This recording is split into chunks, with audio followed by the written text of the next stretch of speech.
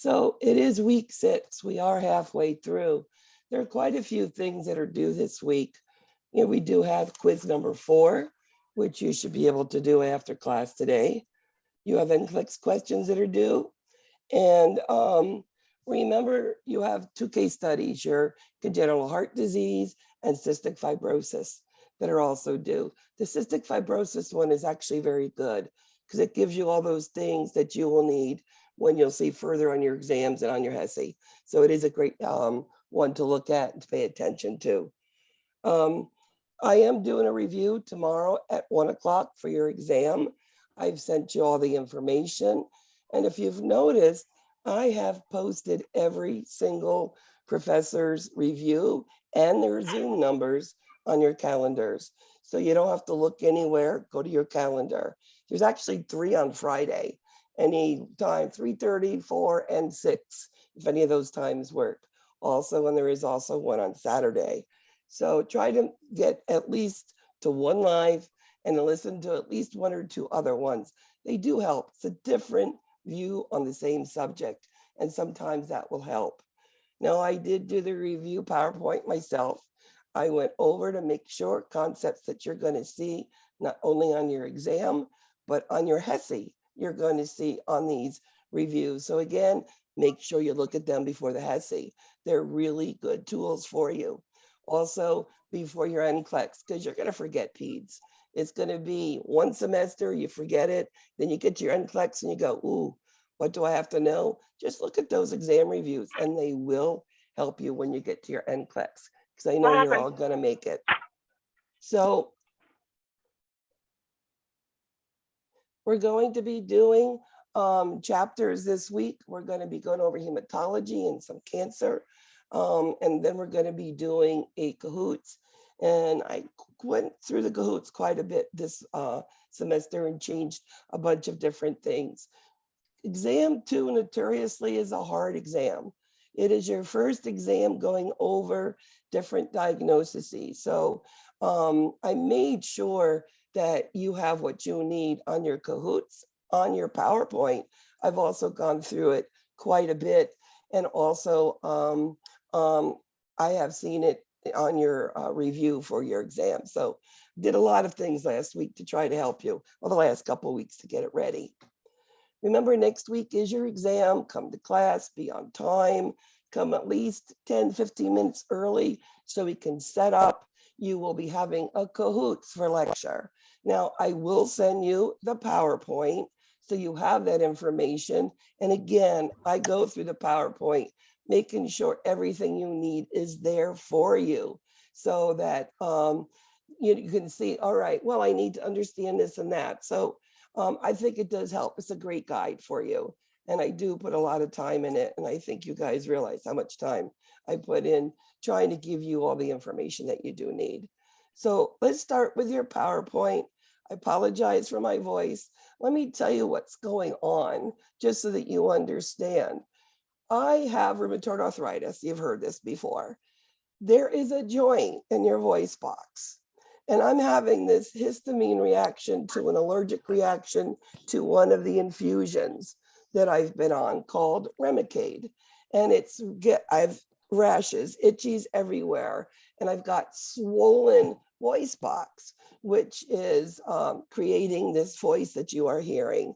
So after a while of using it, it's going to go. So the evening class I've sent to Professor Morris's class so that she can teach. But of course, they're going to get the recording I'm giving you too. So they're not going to be missing anything.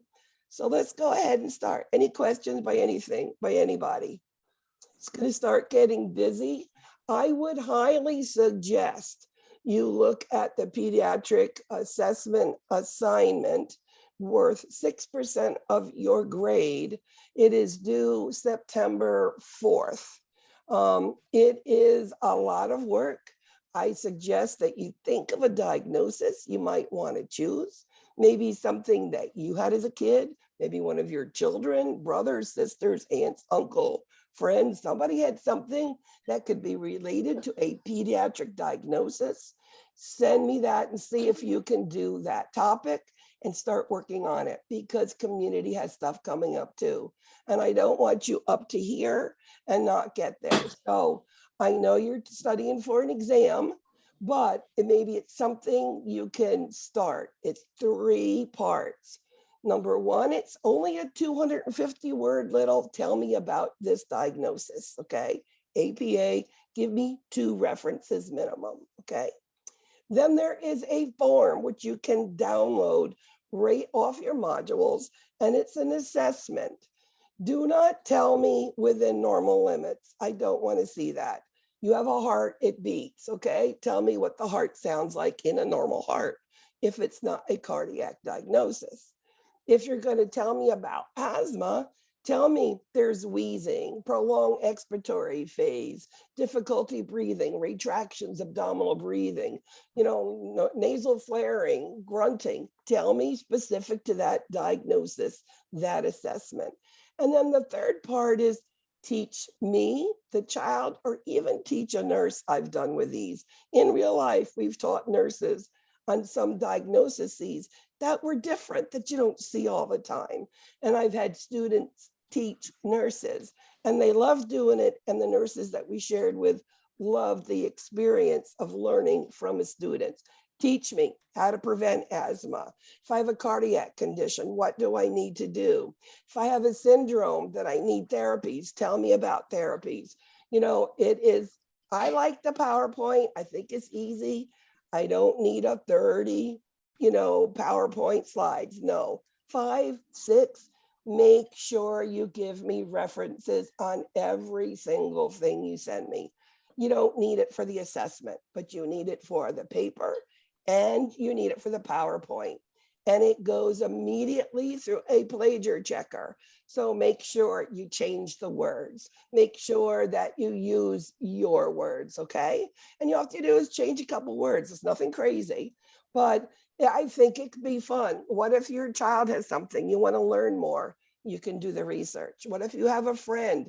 Maybe you had asthma as a kid. Maybe. Think of something that would make you want to know about this project, okay? And I've had students say they enjoyed doing it because they learned more about something they wanted to know about. So let's go right into hematological and immunological problems. So dysfunction, they call it. I call them things that happen with your blood and your immune system, right? So hematological, immunological dysfunction, well, how are we going to determine? Well, usually the one thing that drives a parent to bring their child in is because they're tired, they're pale, they have no energy. This is the big thing. Now, when you talk about tired, no energy, probably the most common of all anemias is the one that you're going to look at is iron deficient anemia, right? That usually is your hemoglobin hematocrit is low. But why are you tired? Well, what do red blood cells do? They carry oxygen. If you don't have oxygen, you have no energy. It carries oxygen and food to the body. You don't have oxygen and food, you're not going to have energy. That would be a great nursing diagnosis for iron deficiency anemia. So where do we start? Well, a simple, complete blood count. In a complete blood count, we can look at white blood cells. Do we have enough? Remember, acute lymphocytic leukemia, you don't have white blood cells. That's going to make a difference because what do white blood cells do? They help you fight infection. What would you see if you have an elevated white cells? Well, if those white cells are out there attacking something, you have an infection going on somewhere with bacteria. It's not virus at this time. So we know elevated white counts are due to a bacteria and it's fighting. And if it's too low, now that's a problem too. Another thing we don't think about is platelet counts. Now, platelets do affect bleeding problems, right? No platelets, who's going to dam up all of those cuts that we get? So low platelets, we're going to go into that and what can cause it and what we need as nurses to do. And we know iron deficient anemia, a lot of it has to do with children and they don't like to eat well. But, we can give supplements, or maybe we can fool them into those vegetable drinks that taste like fruits. They got those great ones out now where they can get, their iron. They don't know about it. Your immune system, we know if we're having constant infections, something's going on. We need to look. And of course, the other thing with hematologic could be bleeding. Your gums are always bleeding. I think nosebleeds, the epistaxis is one thing that alerts parents to get attention, and they find out they have things like immune thrombocytopenia purpura, which is what ITP. And we're going to go into what ITP means and how to treat it, because once we know, we can treat. So red blood cells, the disorders, well, anemias, that's the big things. Well, what is anemia? Well, they say in children it's less than 10 and 30. 10 hemoglobin and 30 hematocrit below that. And we know children run a little lower because of the way they eat. They're finicky eaters and they don't eat all those green leafy vegetables. I have a crazy grandson. He loves to eat just pieces of lettuce and broccoli, and he could eat a whole plate of it for dinner and be very happy. But most kids aren't like that. So again, anemia, you don't have red blood cells, you're not carrying oxygen, you're going to be tired, you're going to be lethargic, have that great fatigue. There's also other things with blood cells, and that's the shapes, and we're going to go into that too. So types of anemia. Well, we have those where we're not making enough red blood cells, and it could be due to nutrition, iron deficient anemia, I've already mentioned. And the other one I like to talk about is B12, that intrinsic factor in the stomach, which helps also. Another one it could be is that bone marrow failure, which I've mentioned with acute lymphocytic leukemia, which can cause this decreased, production. And then there are those big diseases, aplastic anemia.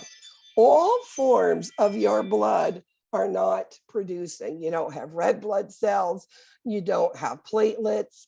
Things are going on with these children, and it requires a lot of care to take care of them. Now, you could have chronic blood loss. It could be just you're a teenager and you have, these prolonged periods and you're losing blood. That can cause it too. But, hopefully we can, get them treated with an adolescent medicine physician. Now, increased red blood cells. Well, we're getting rid of blood somehow. Well, it could be that nosebleed that I talked about, or it could be you have that condition called hemophilia, where you get a cut and you can't stop bleeding because you don't have all those different things in your blood, some of them called factors that, stop the bleeding. And I'll go into hemophilia with you too. And then it's the other one that I've mentioned, ITP, immune idiopathic thrombocytopenia purpura. Oh, that name is like a mouthful, isn't it? We're going to call it ITP from now on. And all it is you think of ITP, P platelets, low platelet counts. And these platelet counts should be 100,000 or more. It could be 10,000, it could be 5,000. And DIC, I'm not going to go into it. This is where all of your coagulopathy in the body, usually due to trauma, usually due to infections, are all out of whack. Very, very sick person, child, adult, doesn't matter. And then we have where your red blood cells just die really quickly. And we think of the first one, sickle cell disease. Now, you're producing cells like crazy, but they're in a sickle shape. They don't work as well, and they die quicker than normal red blood cells. So that's part of that. Another one is thalassemia. And then we have these different sort of things where if we take them into the body, your red blood cells they do hemolysis, which means they just burst. So you're getting rid of those cells really, really quickly. And then it could be an immune problem or something to do with treatments like chemotherapy, and even infection can eat up some red blood cells. So what happens with anemia? Well, if I have a child that comes in and an adult works the same way, having them come in and they're pale, you can see their lips, their gums, you can see the sclera start to yellow. you're going to see a couple different things. Well, your body is starving for oxygen, right? So you're going to see a child that his heart is beating, beating, beating, trying to get the oxygen around, but there's no red blood cells, so it's not going around.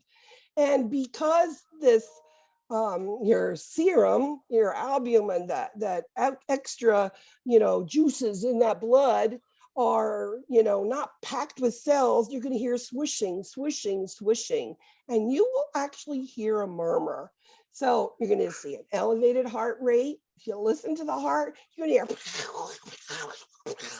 hear, there's not a chikum, chikum, chikum. Does that make sense? Don't you like my noises and my all these stuff that I do? My children used to love it too. But anyway, whatever. But it's really, it sounds like that, where you just hear that turbulence going on. So kids pale, you can see it.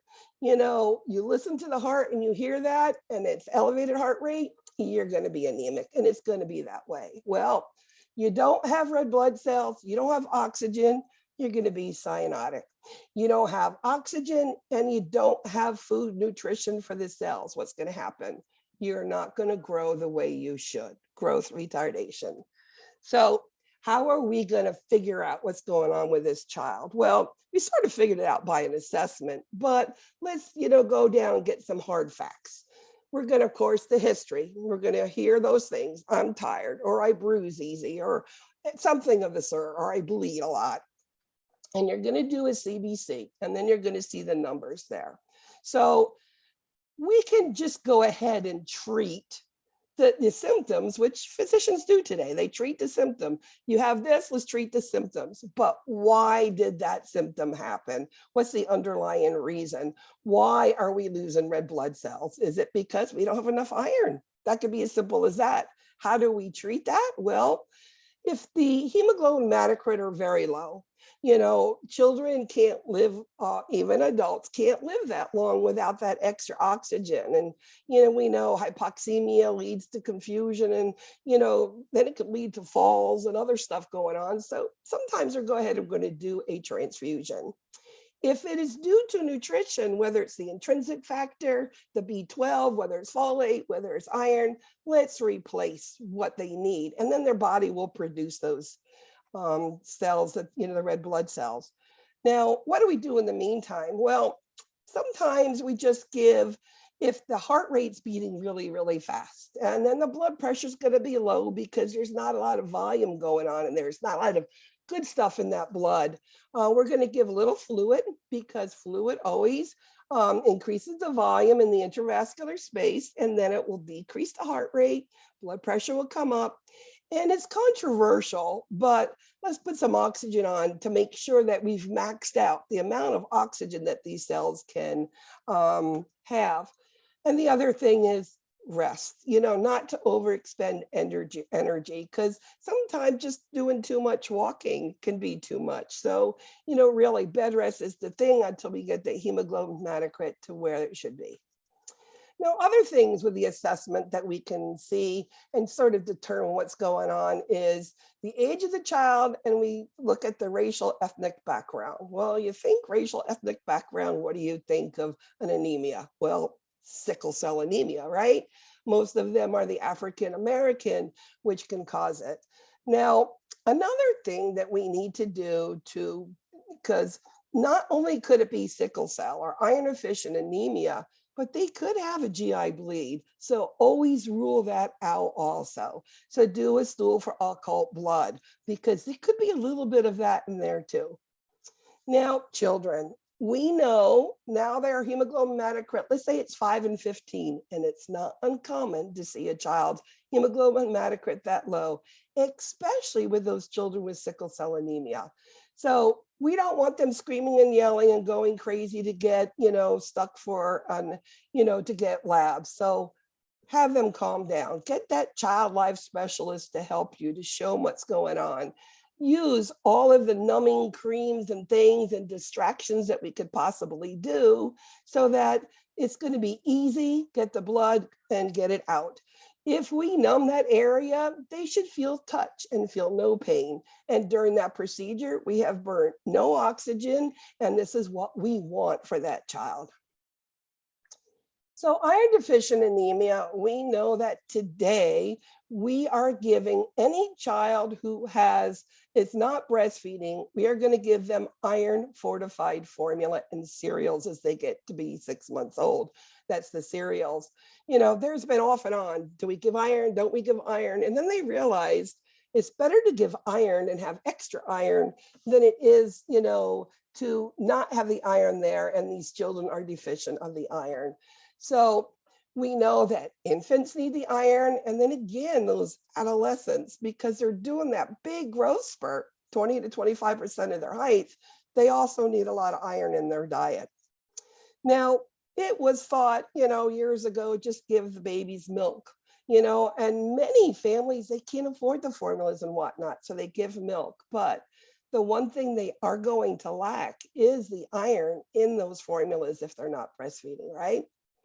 So how do we treat iron deficient anemia? Simple. Replace the iron, whether it's through giving, let's say, dextran, IM, deep IM Z-track, right?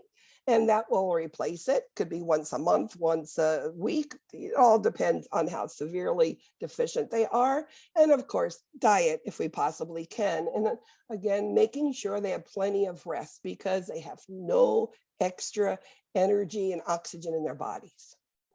So sickle cell anemia.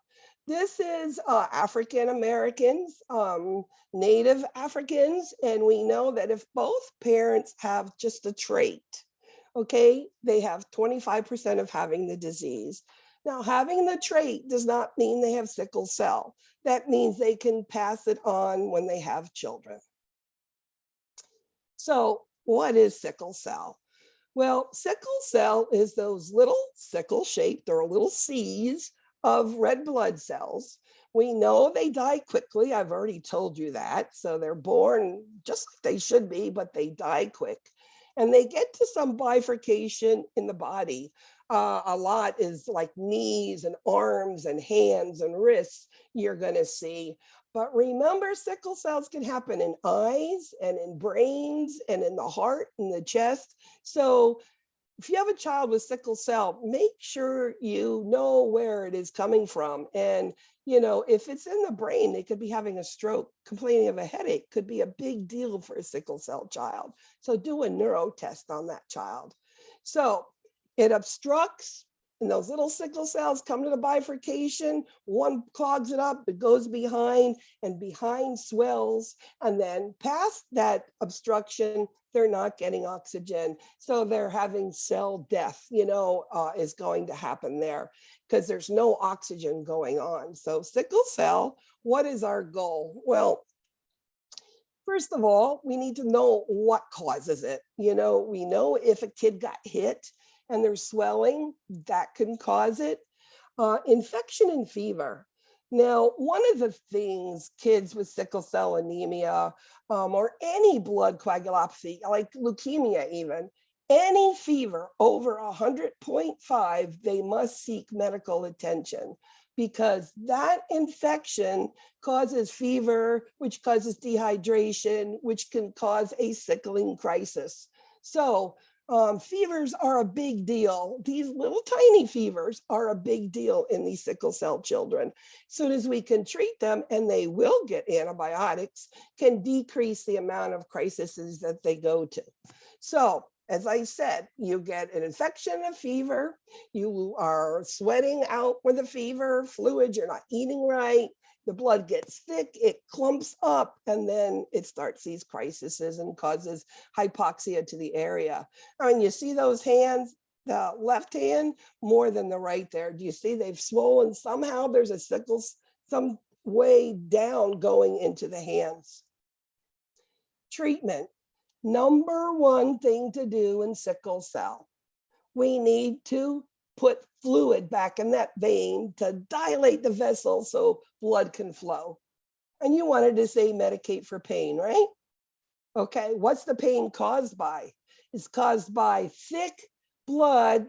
So if we can thin the blood, dilate the vessel, those cells can pass through.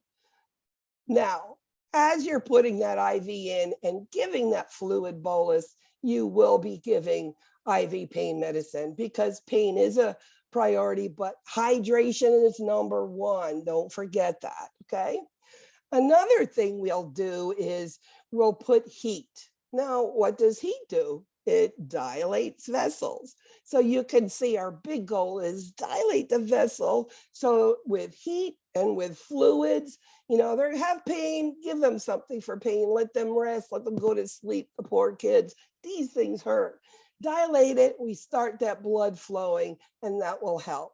Another thing is we'll have electrolyte problems. We're going to take care of that. Now, as I said, sickle cell children tend to lose their cells quickly. So their hemoglobin hematocrits are really low. These children will get blood transfusions. There's no time to wait for these children. They need the oxygen in their body. And any fever, as I said, will get antibiotics. Now, they have given these children from the ages very young, 2 months to like 5 years old, they'll call them prophylactic antibiotics. And it is one penicillin pill, PenVK is usually it, and they'll give it once a day. And that is just a prophylactic to help try to prevent, you know, these infections. Now, the other things we do is we do monitor the reticulocyte count because we want to make sure that bone marrow is still working, whether it's producing good cells or sickle cells. It still needs those cells made so they can carry around oxygen and food to the body. And as I said, blood transfusion, what it is, this is nice, healthy blood full of oxygen, and you're going to give back that energy to that child. And that's what they need to get rid of that ischemia, lack of oxygen. Now, there's no cure, but they think maybe a bone marrow transplant will help. We know that sickle cell children are immunosuppressed. Their body's doing something to make those cells that way. So the body is hurting itself. So they are immunosuppressed. Make sure that we help these children by washing our hands and using a mask if, you know, we have a little cough, and prevent our germs getting to that kid. Very, very, very important. Infection is what usually will kill these children. So making sure that we do everything to prevent it is absolutely important. And they can live into the 5th decade as long as they take their medications, get to the doctor, get antibiotics, the blood transfusions when they need, et cetera, et cetera. So early intervention, give penicillin. And as I said, you know, getting a headache on normal kids is not a big deal. But if you're a sickle cell child, remember, that could be a stroke. So if your kid says, my head really, really hurts, can I have something for it? Well, my first thing, I'm going to do a neuro check. I'm going to be checking the pupils, checking the strength, all of those things to make sure it is not a stroke. And also, it could be a pulmonary embolus going on in there. Could be, they have like this chest pressure that they call it. And again, is it something with the heart, or is it just like a muscle somewhere with a vessel that's causing this? We try to keep any kid with any diagnosis, treat them normal. Now, how would we treat a kid like this? They want to go out and play. Okay, take a bottle of Pedialyte, Gatorade, Powerade with you. Keep those electrolytes and keep that fluid going. Fluid, fluid, fluid on those children. And again, frequent rest breaks because they will try to go too much. So keep them normal as much as possible. Now, thalassemia is another sort of anemia, and it is caused by these cells. Now, they're not sickle. They look like rectangles if you see the pretty little picture here. The problem is they are extremely short life, so they're bursting. So these red blood cells in this shape of rectangles burst. What's inside a red blood cell? Well, oxygen, that doesn't do anything, but there's iron. So your body is getting all of this iron in their body. The biggest concern is hypoxemia and chronic iron overload, right? Because there's iron in those cells. Most of these children, adults, because they can become adults, are descendants of people living near the Mediterranean Sea. Why? They don't know. It's just something they found in their research. Now, there's all types. You don't need to know what each one is and what it means. But the one name that you will hear is thalassemia major Cooley's anemia. Now, there's nothing, no med, there's not iron, because it's not an iron problem. It's the cells die and burst and burst and burst. So the only way these children that turn adults live is blood transfusions. So these always will need blood transfusions to live. Now, usually we start seeing, you don't see it at birth. What you're going to see is a kid start to get anemic, and you start to see them tired and huffing and puffing and murmur and all those symptoms I talked about. You start to see that, then you go and you do a CBC and you do a smear of the cells and look at them. And what they find is these rectangle shaped cells. It's usually after 6 weeks of age. And you'll see, a low hemoglobin and hematocrit on these children. So as I said, you're going to start to have to give blood transfusions. There's nothing else to be done. But what about all that stuff that bursts into intravascularly, all of that iron? What are we going to do? Because now the iron is building, and high levels of iron is extremely life-threatening. So we need to do something to get rid of iron. And there's two things we can do. We can either give iron chelating drugs, the one is called Desferal, or we can put them on an apheresis machine. It's sort of like a dialysis, but what it does, it just removes cells that you want to remove, and that could be done too. So getting rid of the iron and then blood transfusion is your treatment. So these children must be compliant. If not, the iron is going to be devastating to them, and it will kill them, high iron levels. And these children will be maybe every week, maybe every month. It all depends on the child. There's not an answer to that, but that they'll always need blood transfusion and they'll need this chelation therapy, whether it's medication or being put on this machine, must be done. So these kids are chronically getting stuck and poked, and we need to really be patient with these children, really explain what's going on, do as much as we possibly can to decrease that anxiety and the pain that they're going through, and using, numbing creams and using great distraction devices to help them, whether it's music, or it's just me as a nurse acting silly and crazy and dancing and whatnot. And I've done those sort of things depending on the kid, whatever they do need. And remember, they're getting blood transfusions. Their multiple blood transfusions can create other problems. Put like all of these weird antibodies in their blood, and it's going to be harder and harder and harder to find blood that's compatible. Now, they can live into adulthood.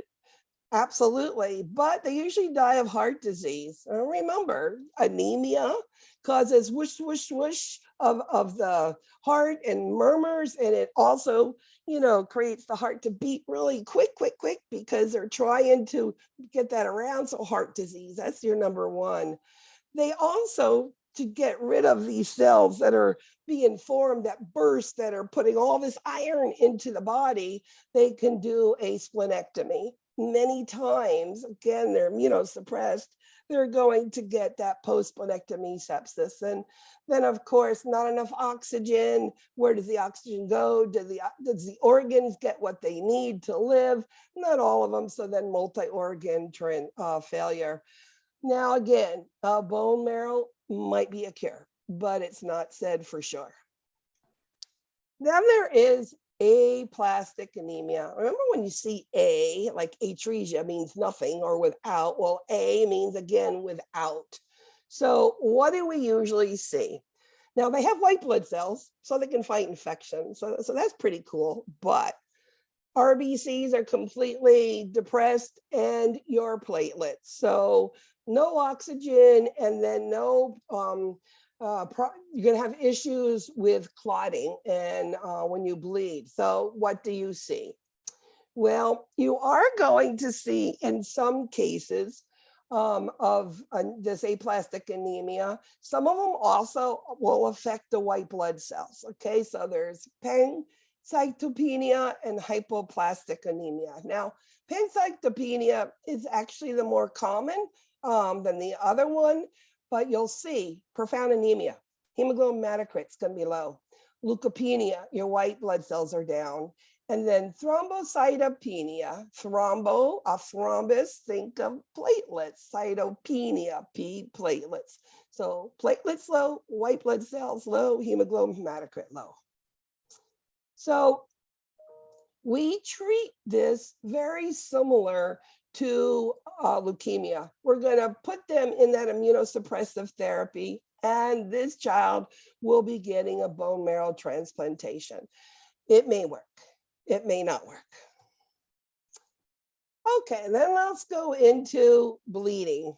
So defects in hemostasis. So your body cannot stop bleeding once it's cut. So we know we need platelets and we know we need some sort of factors, and there's different sort of factors. When you think of hemophilia, everybody thinks of factor VIII, right? That's the big one that we think of, but there's a lot more than that.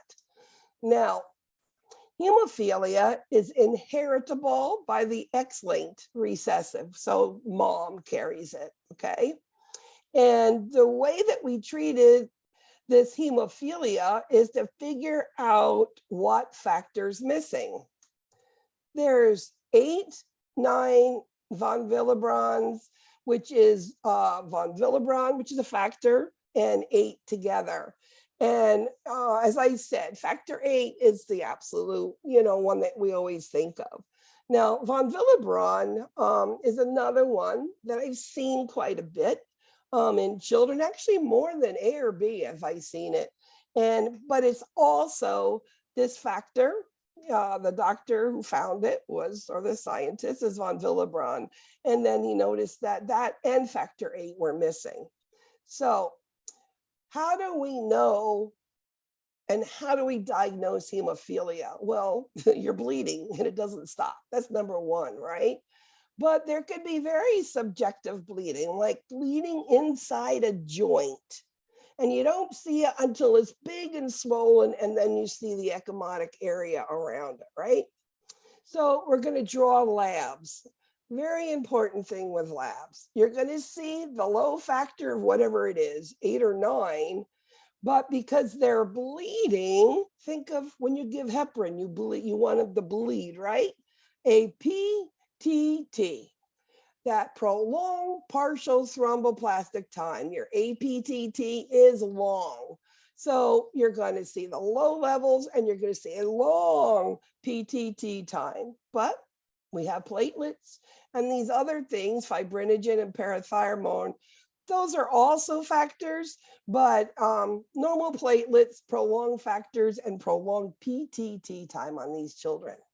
So how do we treat this? Well, we need to replace the factor. Now, the factor can be given at home. I'll tell you a little story about a little 8-year-old boy and dad who came into the ER. And I was orienting a brand new nurse just out of nursing school too. And apparently he had fallen down and his knee was swollen, but he didn't know if he should give the factor or not. And he wanted to be sure, and he couldn't get hold of his hematologist. So what did he do? He came into the ER, which was the smartest thing to do. So our physician says, yes, we can give it. Well, he brought all the equipment with him. And he said, do you mind if I give this? And I'm like, no. I said, in fact, my orientee would love to watch how you do this. You can teach her. which is exactly what the father did. So the son picked out what vein he wanted daddy to use. He washed his hands, he put gloves on, he prepared the factor, put it in a syringe, and it was a little butterfly. And he put it in. The son held that IV there, and slowly the father pushed in the factor, took it out, put a Band-Aid on, and they did it together. One of the best things I've ever seen in my career, this father who started this little butterfly better than most nurses could have. And my orientee was like, wow. And I'm like, yes, that was a wow. That was amazing, that the father had done that. So it can be given at home. So that's one of the ones for factor 8, factor 9, von Willebrand, you might see. Another thing, when you have mild, and there is milder cases of hemophilia, there's a little spray, the desmopressin, DDAVP, sounds familiar, doesn't it? It's for diabetes insipidus too, isn't it? It's also used for hemophilia. And we're going to go over that next week about DDAVP and diabetes insipidus. So it's also used for hemophilia. And there's also aminocaproic acid. So how do we take care of the hemophilia? Well, at home, what happens? Well, you try to keep the environment safe. You try to, even in the hospital, don't move things around so the kid will trip on them. Or if there's something they could hurt themselves on, somehow protect them for it. It could be sides of beds or, equipment not working side the bedside tables. Sometimes they don't work good and you have to really beat them up and push them or get them up. Get them a new table because this kid will hurt themselves on it. And also dental hygiene. Remember, you bleed from your gums. So making sure that they brush their teeth regularly so that, and then flossing to be careful so they don't bleed. But this kid fell down, this 9-year-old kid who came in. First thing, number one, yeah, we protect him, but yeah, it happened.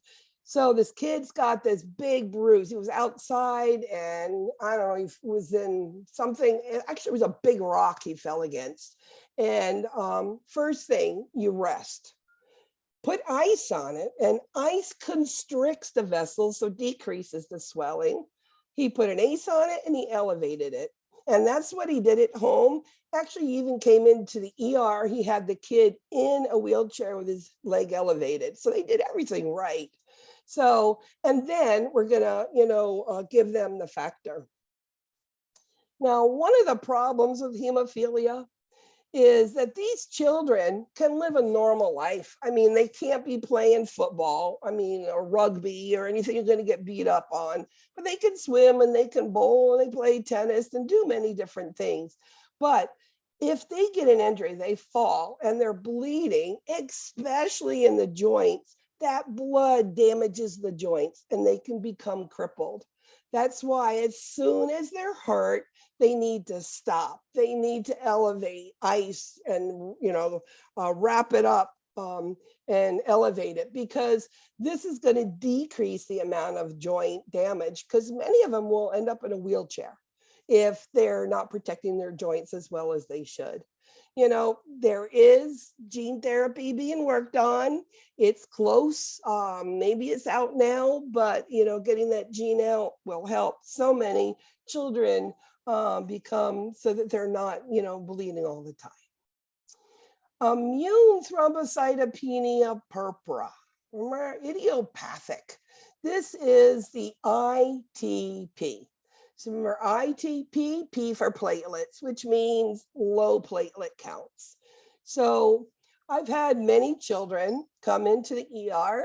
I really didn't understand ITP until I worked these last 10 years in an emergency room. And they'd have these little fine little petechial rashes, usually down their legs is where they would see it. And the mother would be like, this kid sits there and plays games all day long. He's not out. He didn't fall down. I don't know why he's bruising so much. Or they come in nosebleeds. This is the third one this month. So they're like, something's wrong. The doctor doesn't know. He said, just put a little Vaseline in the nose. We probably bopped up against something. And This is now the third one, you know, and these parents are like, no, something's happening. Well, usually the acute stage of ITP is they've had some sort of upper respiratory infection, you know, in the last couple months. And it causes the platelets to be destroyed really quickly. So platelet counts are low. I'm telling you, going to be less than 50, maybe 20 or 10,000. I mean, it's really, really low. And which causes the nosebleeds, which causes this purpura rash on them. And these children, it can be turned around. And they can be an acute stage without being a chronic long-term problem.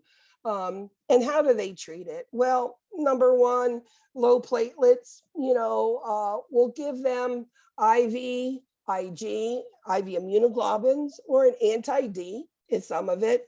But a lot of times they'll just order some steroids, and that will help them with it. Now, you as a nurse, you get a child into your floor and they have ITP. How are you going to take care of that kid? Well, yeah, you're going to give them medicines, but what else can help? These children need to be on bleeding watch. That means bleeding precautions. So that means you need to limit the amount of venipunctures. So you're not going to be giving IM injections to these children. Maybe you get one IV that you can pull blabs off and everything, hopefully. Sometimes you can do that because if you stick them, they're going to bleed, right? Low platelets, they are going to bleed. So you're going to be watching their stool, their urine, their mouths for bleeding after, you know, they're brushing their teeth. And we're going to monitor their blood counts, their platelet counts, right? We want to see what's going on. And then, of course, tell this child to protect them from injury, always bleeding, things are like that. So corticosteroids is sometimes prescribed, but the IVIG and anti-D, they'll start first. And then hopefully this will be one of those cases where it happens and we can, you know, get rid of it. And it's just going to be just for a little while, not for long term. I've mentioned epistaxis, nosebleeds, a couple times. And you're like, yeah, it's just a nosebleed. Well, yes, it is just a nosebleed. And usually it's after upper respiratory infections and, you know, the nose is dried out because of all the antihistamines and stuff you gave. And the doctor says, just take a Q-tip, little Vaseline, and rub it in there morning and night, and the kid will be fine. And then you get the kid who's going to have 3, 4 in a month, and now we're going to look. So we'll do that CBC and we're going to find things.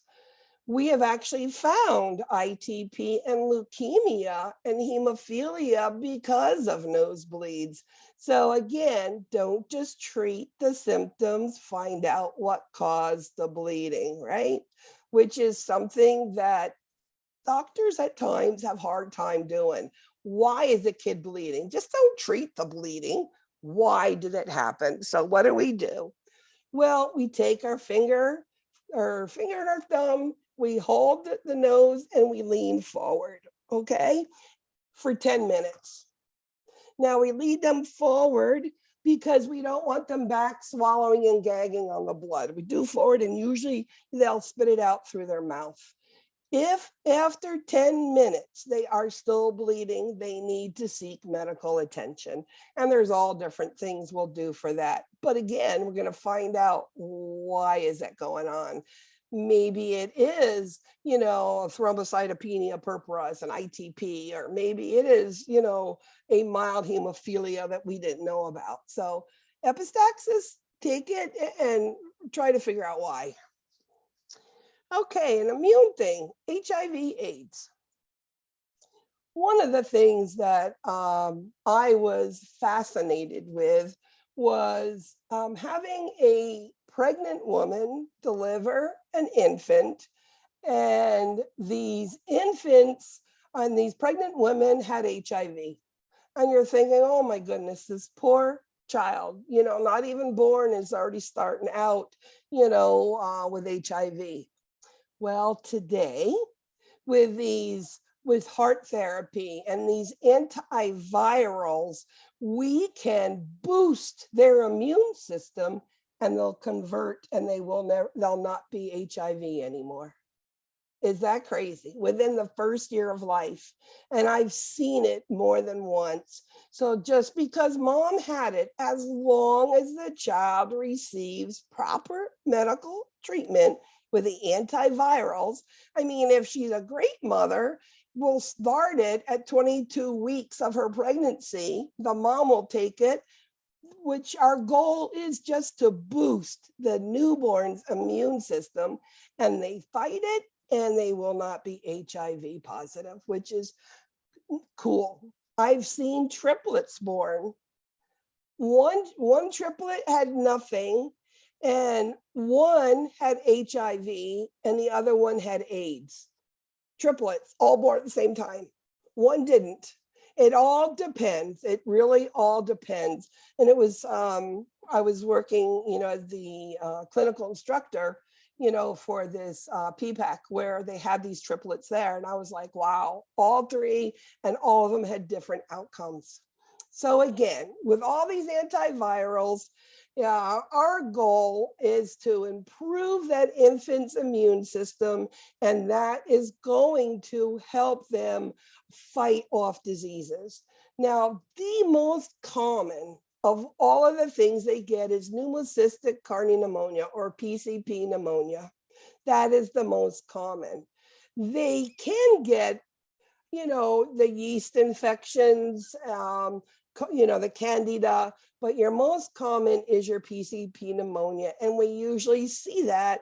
Now, mom's, immune wears off, whatever she's had. And of course, 3 to 6 months is where, they don't have as much immune system. And that's when they usually get it. So again, our goal is to, prevent HIV, especially when, we're pediatrics, talking adolescents and talking to them, we need to be open and honest with them. Now, I mean, I would say you shouldn't have sex, but, come on, an adolescent, if they're going to do what they want to do, they're going to do it.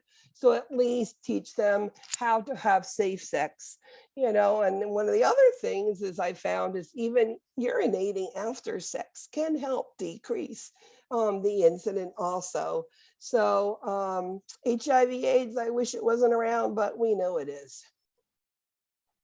So what do we do for hematology, immune systems? What are some things that work? Well, we give blood transfusions. You've heard me talk about, your sickle cell anemia, even, really bad iron deficient anemia if we can't wait.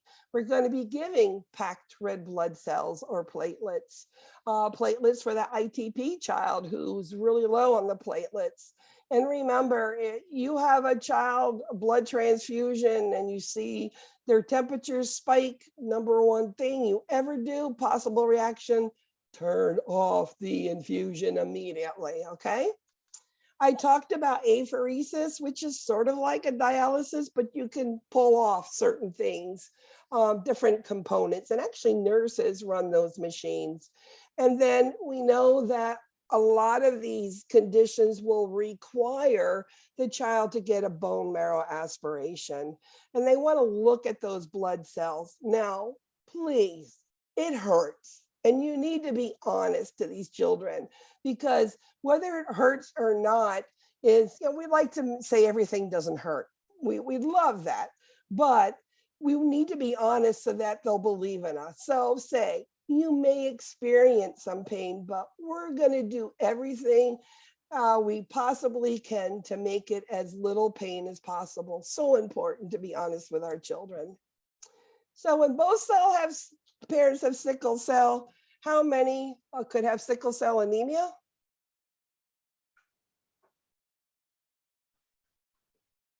What do you think? Both parents have sickle cell trait. What's the chance that each child will have sickle cell anemia? 25%. There you go. Thank you so much. Okay, neoplastic disorders.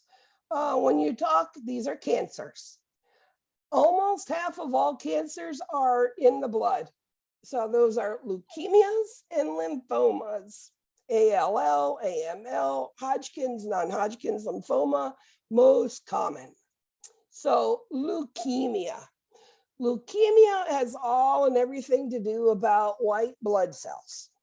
And we know that it's white children, less than 15, and more common in boys, greater than 1. And it's a horrible thing to see this beautiful child at 2, 3, 4, 5 years old, and we tell them your child has leukemia. I've worked in the ER, it's happened to me. And those poor parents, they just fall on the floor and cry. And I'm just about on the floor with them because it's not a pleasant thing to be there and to listen to a physician tell them. But survivability today is so much better than ever, but it's getting there, which is the hard point. So leukemia, the definition, an unrestricted proliferation of immature white blood cells in the blood forming tissues, which means they don't got really white blood cells. They're immature and they don't work. Now, the liver, the spleens are affected, and the way that they look like is whether you have a solid tumor or blood, there's still the treatment, the way that they appear, their assessments look the same. So what happens? Well, I'll tell you another little story. I lived in a neighborhood and I was the neighborhood mother with my children. Everybody came to my house, whether it was to learn about math or to make Easter eggs with me, whatever it was. They're always at my house. And we had this girl next door who I was on vacation. I come home and found out she had gone to the emergency room and she was admitted. She complained of being tired. She was pale. She was bruising, and she had severe pain in her knees. And that was all she had. When they looked at her, they did what, of course, CBC, and they found out her white blood cell was 0.01. That means 100 white blood cells. So we know that this girl had leukemia just by that, but then you have to do other stuff to determine it. So we did a smear. We saw that they were immature. We saw the low counts. The hemoglobin hematocrit were low also. That's why she was so tired and pale. And then they did a lumbar puncture because we wanted to make sure, was it in the central nervous system at all? Again, this child had a bone marrow aspiration to look at the cells being formed. And again, please be honest with these children. All right, we've diagnosed she has leukemia. Well, they put in usually ports, just like adults. They do have ports. You could put them in 1-year-olds, 2-year-olds, doesn't matter, and this is going to decrease the amount of sticks and pinches and pain that these children have. And what they do is they start a therapy. And the first part of therapy is called induction therapy.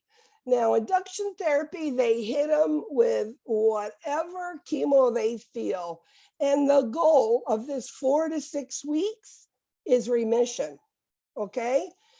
After that, it's just going here and there and getting any little bits, maybe a cell here, a cell there, or a cell there, and then putting them on maintenance. So the biggest part, hardest part is that induction, 4 to 6 weeks. Goal is remission. And then going and putting in central nervous system, putting chemo, and then getting the rest of whatever's left. Now, many times these children will go for a hematopoietic stem cell transplantation. And today we have that umbilical cord blood, right? So many parents decide to keep it. And I told you, these are young kids usually that get leukemia, right? So now they've got good, healthy type of stem cells that they can take in case. Now, there's different sort of cells.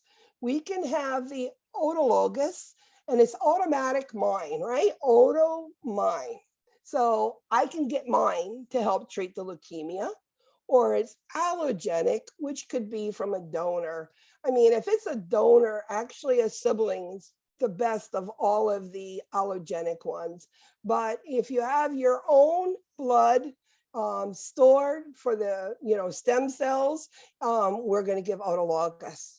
Now, again, this is a transplant. So everything that you do for a liver or a heart transplant, again, we're going to be doing the immunosuppressed drugs, et cetera. And remember, there is things, that rejection, graft versus host disease. I've seen it where a child was going through it and her symptoms, we felt like her face was burning off of her. Her face was just on fire, and that's her graft versus host that you would see. And of course, we always worry about any sort of organ damage. So leukemia, as I said, it's a long-term care. It requires a lot of doctors, hospitalizations in and out. These children should be prepared.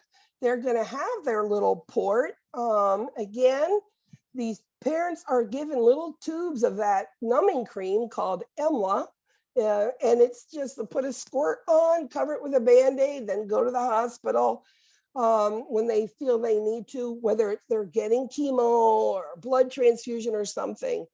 This child also, any fever, 100.5, needs to go to the ER to get treated, or to the doctor's office, and they will open the port and they'll give IV antibiotics. They'll be admitted because there's no immune system on these children at all. So we really need to be aware of infection. So there's completely suppressed. So infection is number one. Hemorrhage, they have very low hemoglobin. Hematocrits, they get multiple blood transfusions of all different types. And that's the anemia there. And, if any of you ever want to work in an area which you'll be highly paid, they will pay you if you want to travel around the country. There's all sorts of sign-in bonuses for pediatric chemo nurses that are certified in chemo. It is a great field. It's hard because you're dealing with a lot of stress on children, but it also can be very, very rewarding. These children and these parents are usually amazing people, but it's dealing with, death and dying a lot. But it is a great field to work in. I know my hospital down here was paying like $25,000 after 2 years of service of experienced nurses for the oncology floor that were certified in chemo. So it is a good thing. So prognosis depends on what was the white blood cell count when you found out. I mean, the girl that I'm telling you about, my neighbor, she was 0.01 and she had AML, which is a more difficult cancer of leukemia than ALL. That's just something that I've been told, that I've seen. But this girl, even with such a low white blood count, she got through it. She is now a psychologist, her PhD from the University of Miami, and her life is great because she had parents who got her to the doctor when she was complaining. So you can have great outcomes with this. Now, how old were you? Depends. I mean, too young, too old, those things make difference. Was it the ALL easier than the AML, the type of cell? Boys and girls makes a difference. Girls are better than boys. But, and the other thing is, what is your blood type? If your blood type is a weird, abnormal one, you can't get blood and blood products as quick as you need them, right? So it could be a problem. So more about some cancer. We know cancer, there's different ways to treat it. It could be surgery, chemo, radiation, or a combination of all of them. And we know that chemotherapy, they do put they call them ports. They put them in and it will be there for the treatment to decrease the amount of sticks. So what do we see in cancer? Well, just like leukemia, you're going to see that lethargy, you're going to see pain, fever, bruising. Remember, your blood, your hemoglobin are low, your platelets are low, your white counts are low, you're an infection, you're pale, you're bleeding, and then you're going to see these firm enlarged lymph nodes, and you can, because of all of these things, have decreases in your vision. Side effects. Well, biggest thing is septic shock. Well, they don't have a white count in cancers. Now, the one thing we monitor in how do we treat children and how able are they to fight infection is their neutrophil count, okay?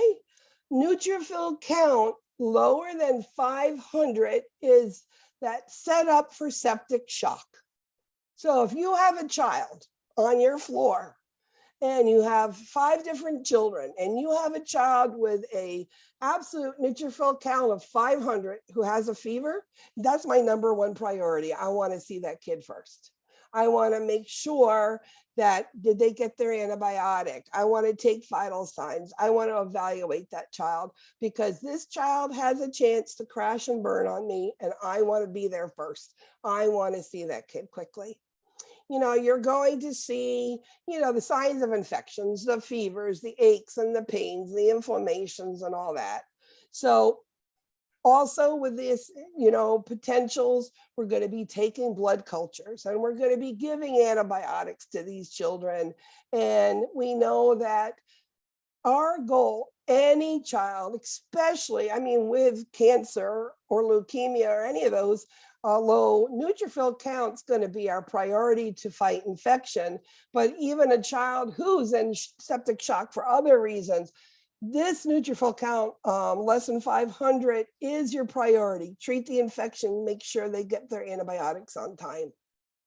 Again, they have all of this blood missing, platelets and your cells. So we want to make sure that we are on top of the numbers, giving those platelet infusions, giving your fresh frozen plasma, giving your blood as we need it, making sure that we're on top of all of that. Very, very important.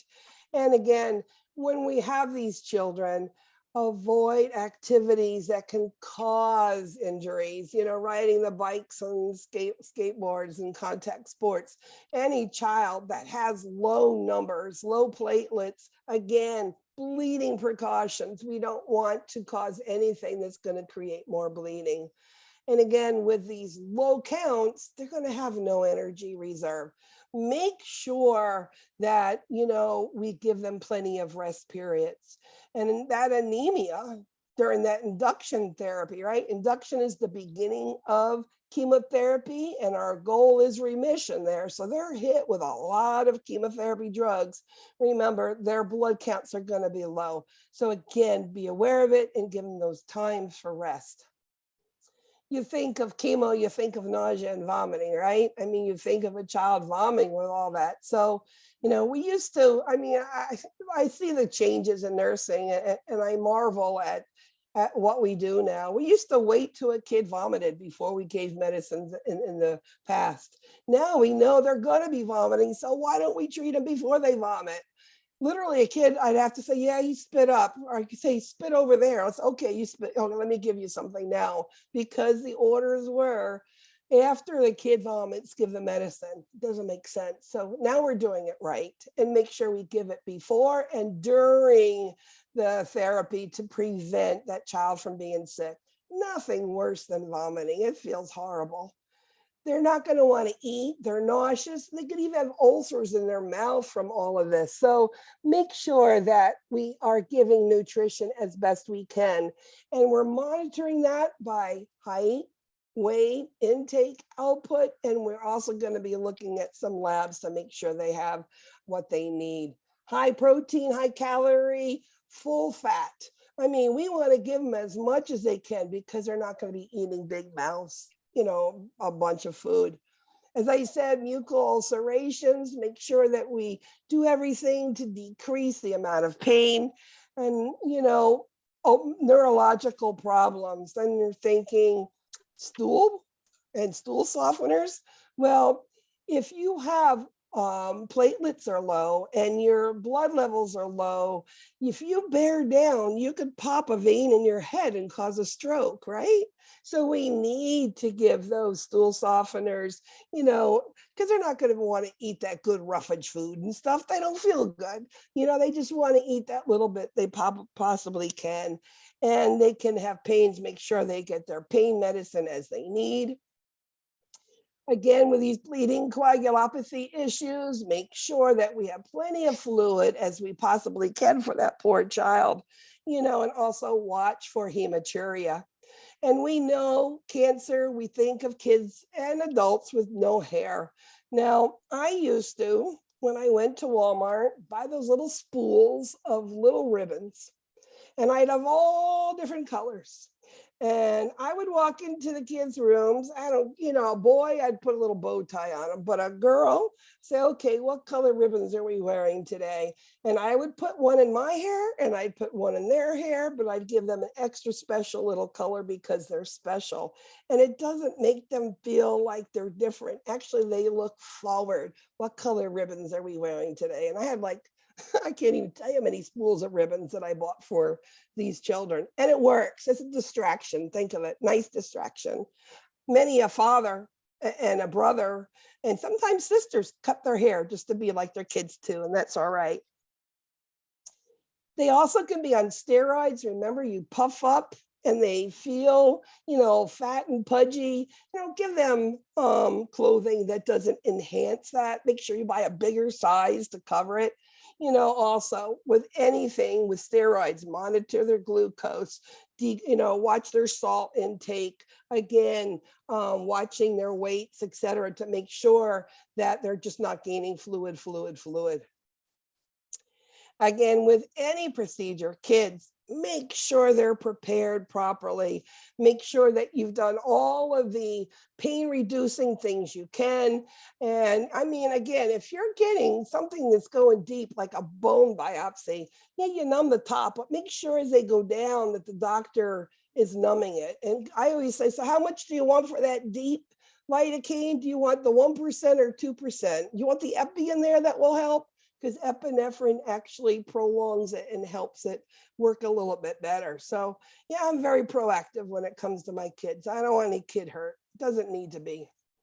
And again, treat the pain. I don't want a kid to remember the process as all I remember was I was in pain.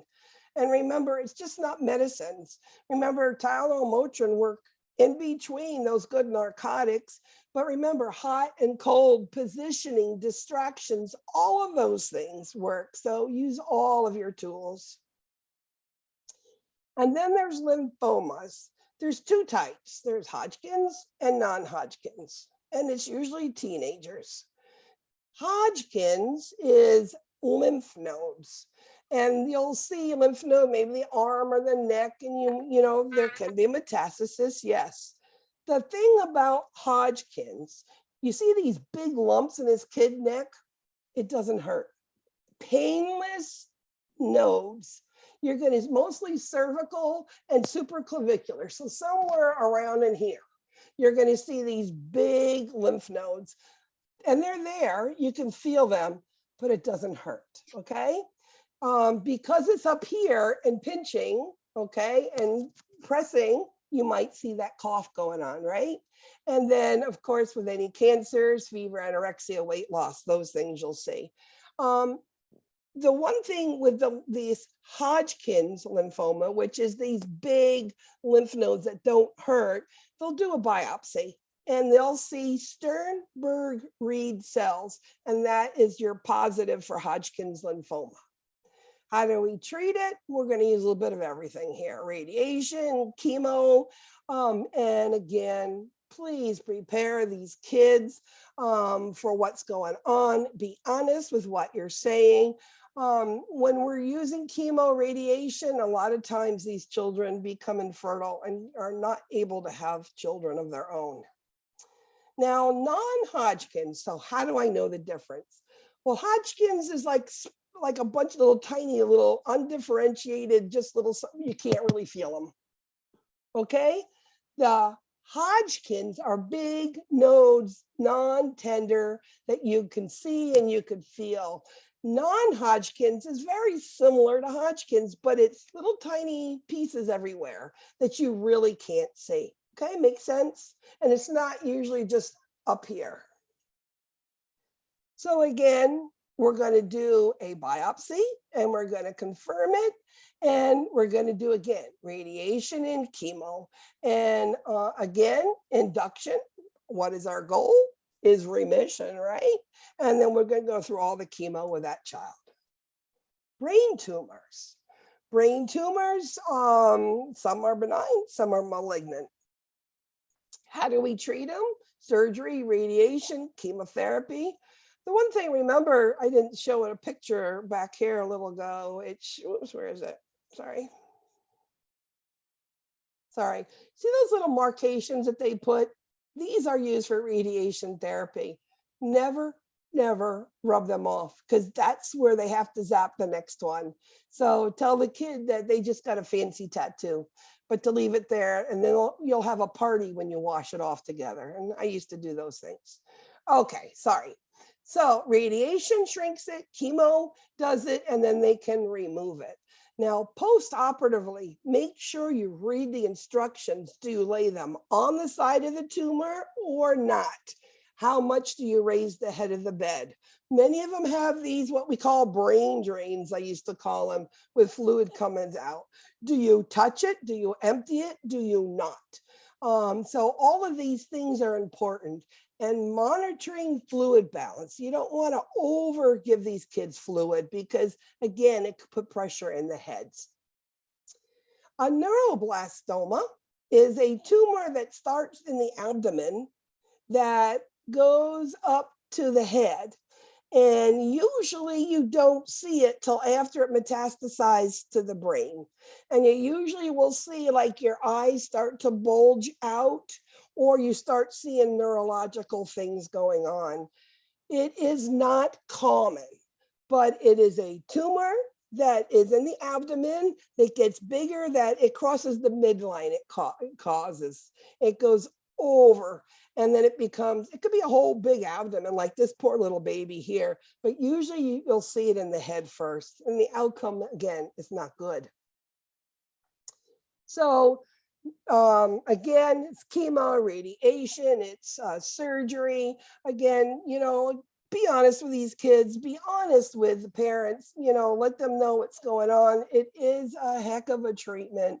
That is a lot of stuff that will be going on. The chemo, the radiation in itself is very draining, and the outcomes, children, they're going to do everything they can to save their child for sure.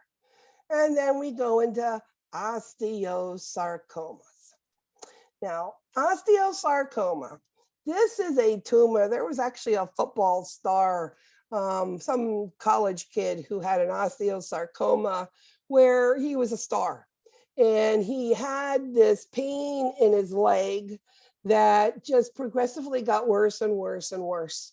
And in children, smaller one, but usually it's your adolescents. So it's really not smaller, but adolescents and boys is your thing. And they'll start limping and they'll start having pain. Stiffness, of course, more in the morning, but stiffness whenever they sit down, get up. And then you'll see all the signs of cancers, the anemia, the weight loss, infections. And then what do? Well, after we get this history of limping, pain, etc., they're going to do an x-ray. That's the first thing. If you have a pain in your leg, right? It's a bone, you think, and they're going to find it there. So what do? Well, they're going to maybe go in and do a biopsy. Say, okay, it's osteosarcoma. Now, the thing is, they have to remove the whole femur. It is the femur bone usually affected. So they've got to take that whole femur bone out. Now, they'll do chemo to try to shrink it, get it, more consolidated. And then what they like to do is what we call salvage the limb. They used to just take the whole leg off. But then if you got the whole leg and that femur went right into the hip joint, where are you going to put this prosthesis? It's hard to put there, right? So they take the lower leg because it's good. There's nothing in it. And they salvage it up into that hip joint. And that's where they can put the prosthesis so the child's able to move around. If you can see that picture on the bottom, this kid with the red shirt and the black shorts, that is his leg. Actually, his foot is pointing backwards. And that prosthesis is made so he can put it there. So now there's a place to hold it that the child can be more active as they possibly can. Pretty crazy, isn't it? How they take it and turn it around and put it on, but the kid can move around. And these are your young adolescents. So it's body image, remember? At least they have something to walk on. Wilms tumor. Boys, ages 3 to 5, African American.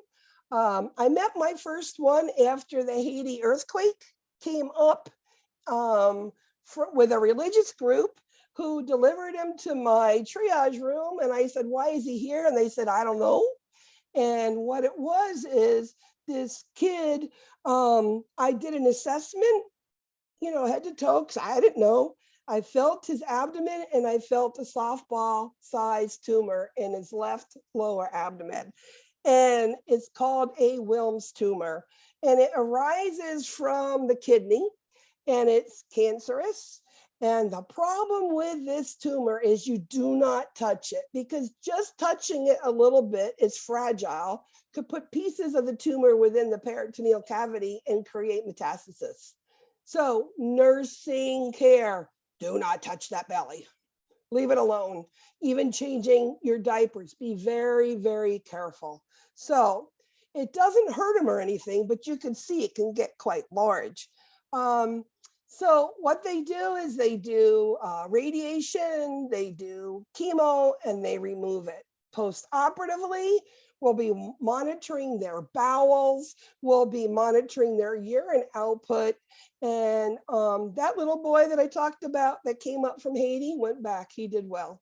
Yeah, we took care of him, and he did fine.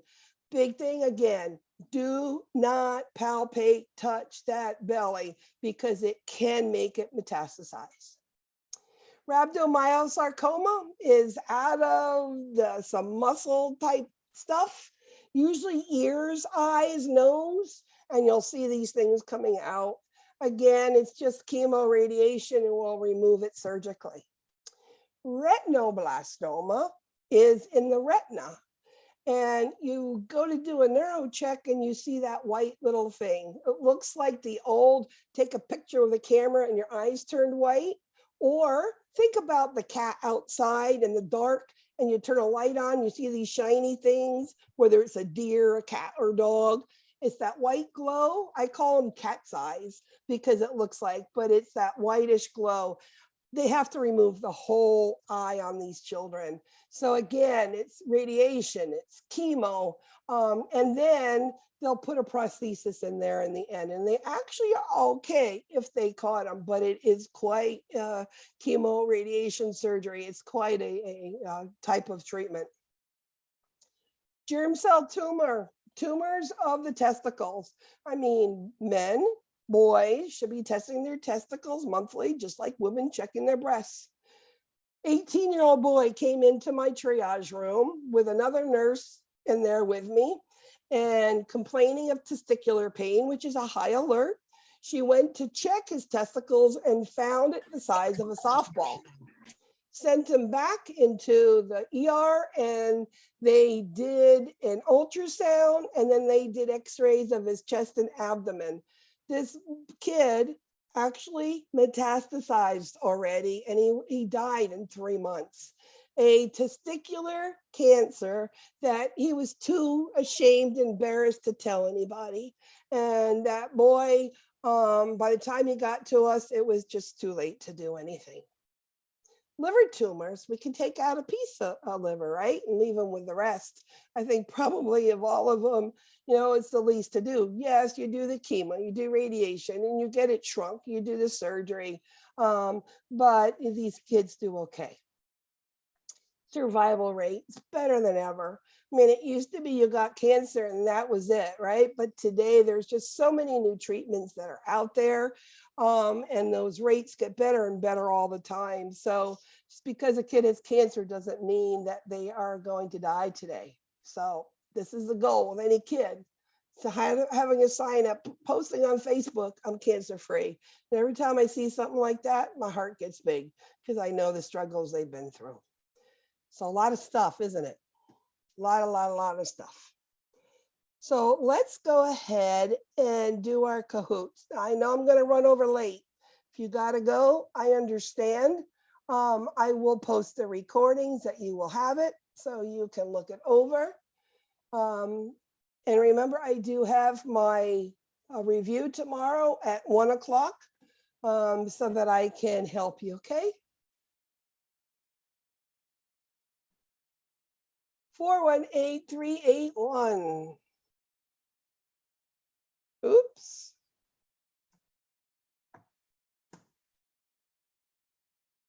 Oh no.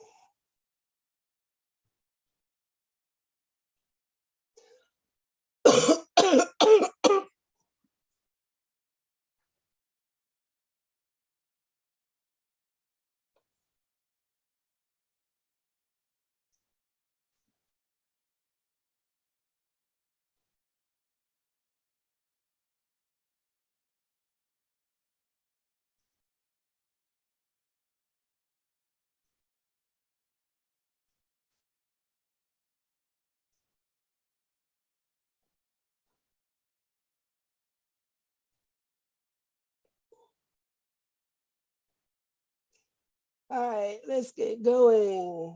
Hematology cancer.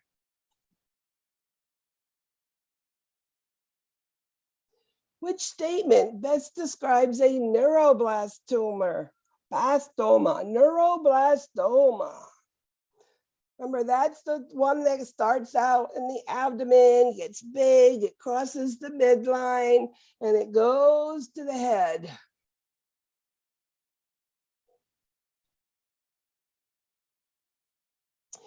And usually we don't know it until after the diagnosis is already there.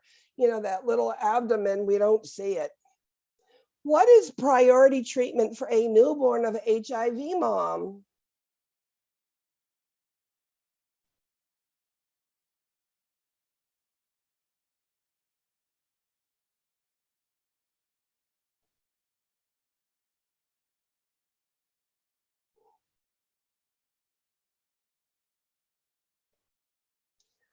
So our priority in a treatment is to get that kid's immune system and boost it the best we can with those antiretrovirals and those antiviral medicines, because our goal is to have a 1-year-old that is HIV negative. What are symptoms of sickle cell anemia?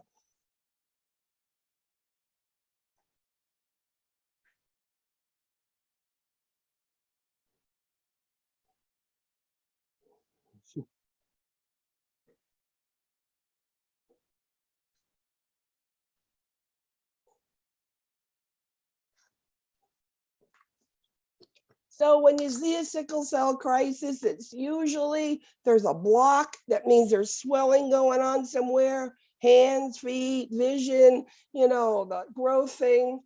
All of those things are signs and symptoms. Sickle cell anemia affect which cells? I'm making sure you know.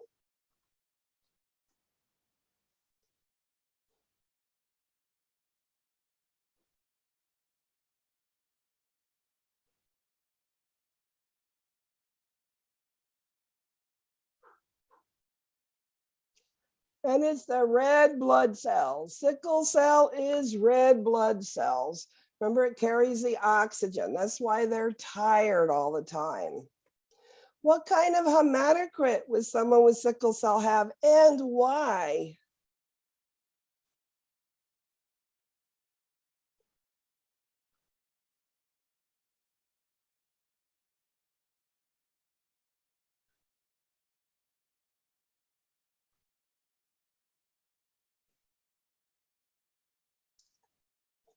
So we know sickle cells tend to die quicker, so your hemoglobin hematocrit are lower, period.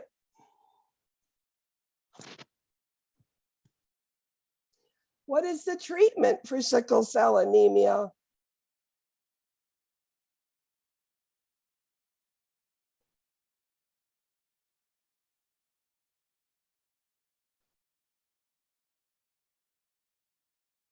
So it's IV fluids, medications, blood transfusions, bone marrows.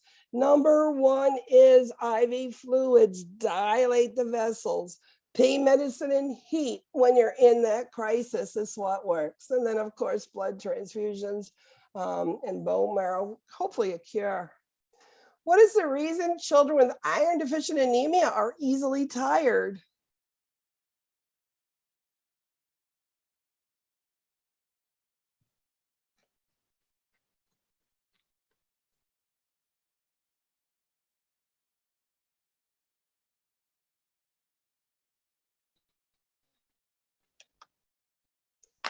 So if you don't have red blood cells, you're not carrying oxygen. You don't have oxygen, you don't have that energy to move around. So you're tired all the time. Aplastic anemia includes a depression of which blood cells?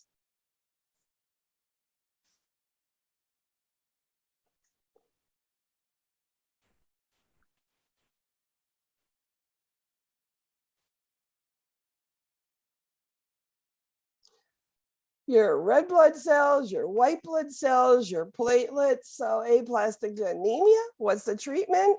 Blood transfusions.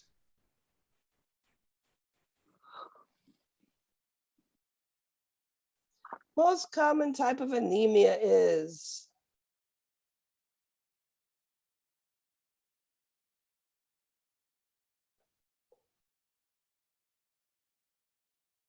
most common.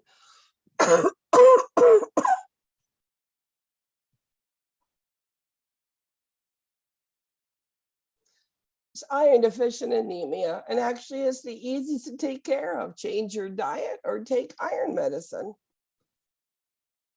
What causes pernicious anemia?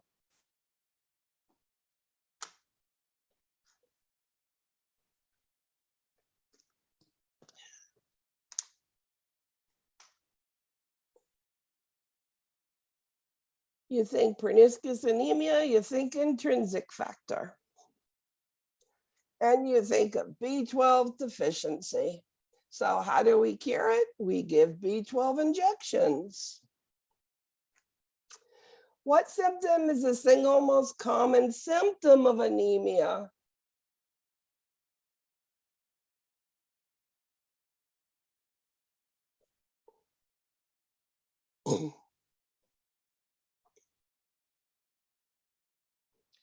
So one of the reasons why they take their children in is because the kid's tired. They're not the same. They're always sleeping or sitting. It's not normal. It's that fatigue. It's not the elevated heart rate. It's not the pale. None of that. It's fatigue. When teaching parents about beta thalassemia, the nurse informs that the child is at risk for what? Remember, the other name is Cooley's anemia. It's the one that I want you to remember when you think of thalassemia. And we know it's people around the Mediterranean, right? Why? I don't know why that is, but that's most of the people. Now, thalassemia is rectangle cells that burst. Inside the cells is iron, and all the oxygen goes. So they don't have iron, and they have too much iron and no oxygen. So chronic hypoxia, iron overload. How do we treat it? Well, we're going to give blood transfusions. maybe a splenectomy, and we're going to get rid of the iron, either through iron chelation therapy or apheresis, getting that out. What lab values will you see with hemophilia? So the kid's been having epistaxis, bleeding, something's going on. What are you going to see that says, yeah, this kid's a hemophiliac?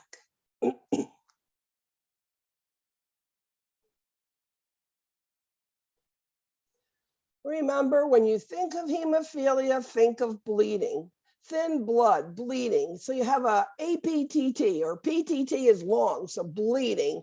Your platelets and your prothrombin time are both normal, but your platelets going to be really prolonged. And this is before you even start looking for factors. Priority treatment for a child with sickle cell crisis is what? What do you do first? Priority.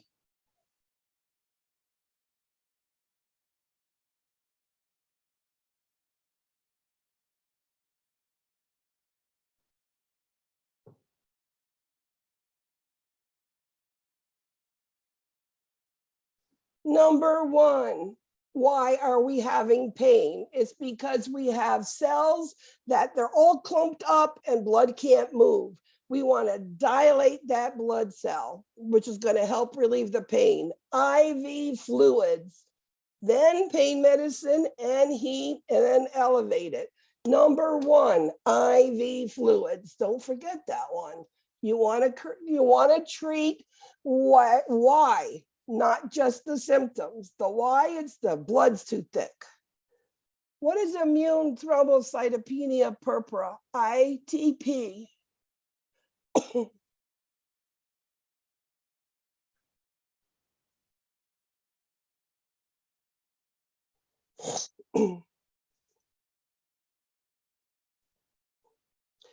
ITP, P platelets, decreased number of platelets in the blood, okay? ITP, P platelets.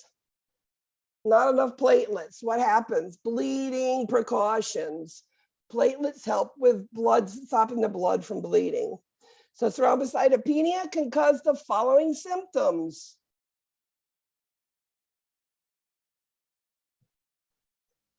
Thrombocytopenia, immune thrombocytopenia purpura, ITP, it's all the same names.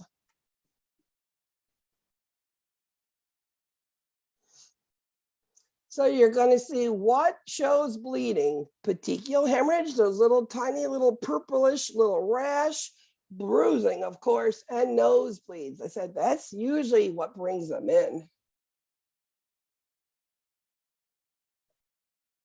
A multi-select. A child with hemophilia has fallen, the knee swollen and painful. Treatment would include what? Because remember, we need to protect joints. How do we protect child's joints?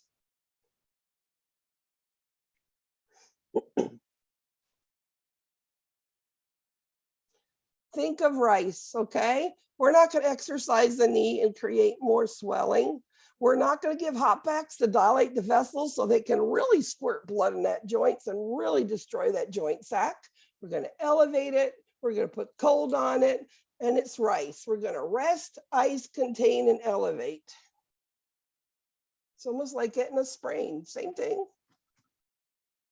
What is the priority in nursing action for suspected blood transfusion reaction? What do you do first?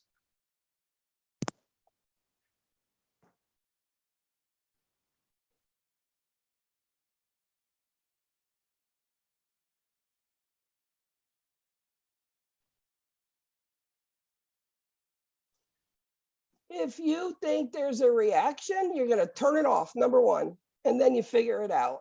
You cannot go wrong by turning it off. Number one, turn it off. A child is admitted with neutropenia. What nursing action takes priority? What's neutropenia? Neutropenia is a low white blood count. What does a low white blood count mean to you? That means I have nothing to fight infections. So I'm going to wash my hands. Simple as that. That's my priority action. I'm going to wash my hands. I don't want to bring any germs to that child. And then if I have a cold, I'm not going to take care of the kid, or I want to wear a mask. I'll protect the child. Which symptom would a healthcare professional expect to see with a child with leukemia? I mean, think about my neighbor. She went to the ER with a couple different symptoms.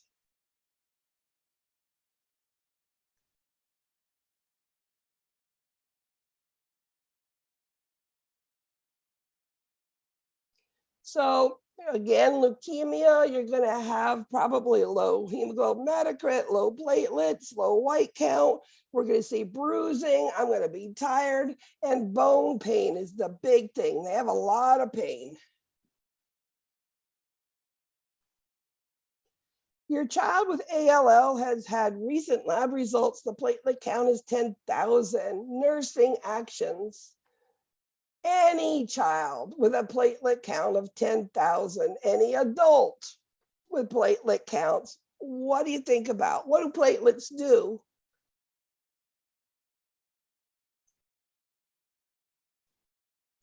So no platelets are going to bleed. It doesn't have to be given a name or have a different thing, ALL, that makes it more serious, but bleeding precautions. What are bleeding precautions? We're going to no IM injections. We're going to monitor your labs. We are going to give this child maybe corticosteroids if it happens to be the ITP. I mean, low platelet counts, be careful. No razors, a multi-select. A child is placed on bleeding precautions for ITP. What interventions would the nurse do? I just told you a bunch.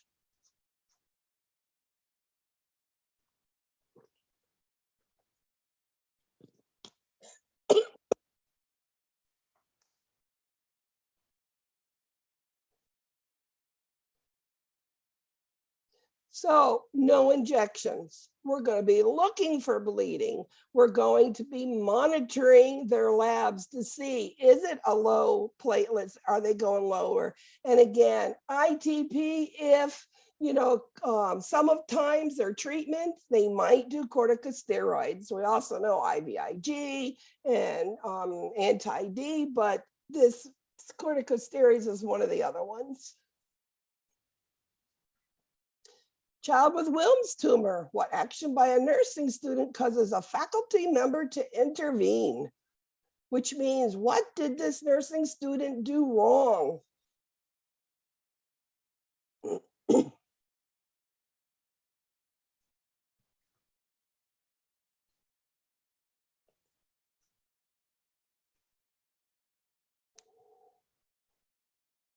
So Wilms tumor is a tumor of the kidney. It is extremely fragile and it can burst in little pieces just by touching it, which means it can metastasize. These tumors, you're not going to do any biopsy prior to surgery either, because what is that going to do? That's going to put all of the tumor go into the peritoneal cavity and causing, metastasis. So leave that belly alone. I'll never forget that boy. I'm like, it's a Wilms tumor. And I had only heard of it once and I remembered it. That's how nursing is. Cancer of the body's blood forming tissues, including the bone marrow, is called what?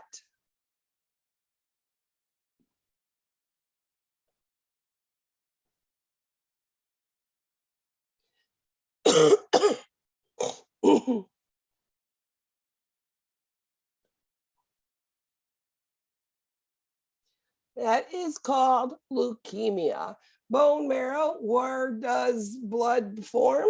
In the bone marrow. So it is called leukemia. A child with ALL has a fear of 100.5. What should they do? A child with sickle cell has a fear of 100.5. What do they do?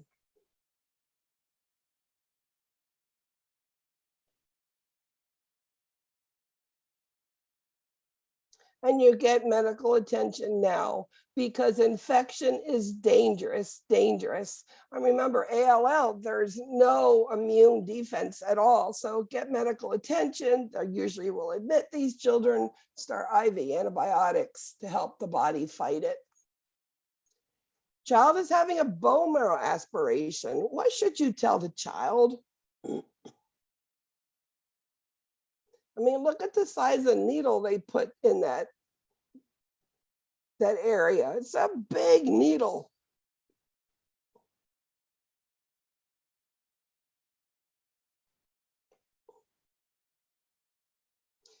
Again, be honest, it's gonna hurt, but they'll do everything they can not to make it hurt. But it's gonna hurt some, it will. Most common clinical manifestation of a retinoblastoma. Well, retina's in the eye, so it's a tumor in the retina.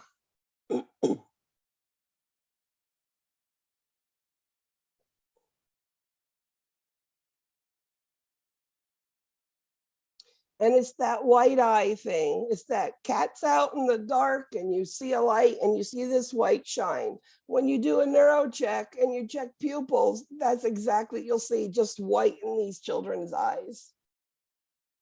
I saw an 8-month-old. It's the only one I've ever saw. It was an 8-month-old little girl. A goal of surgery for a child with osteosarcoma is what? Well, what is an osteosarcoma? Well, it's a tumor of the bone. And we know that osteosarcoma is in the femur. So what do?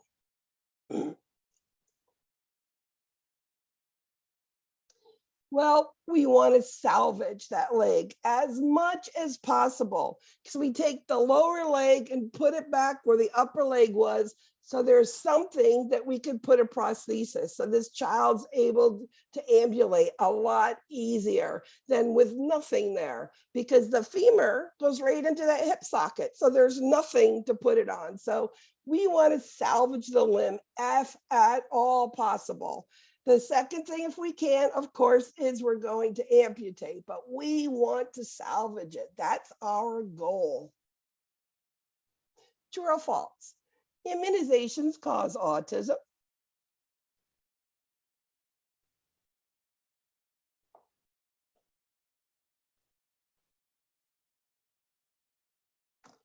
Absolutely not. You know why that came about? Number one, the physician who wrote the false report had his license taken away and did some time in jail, actually.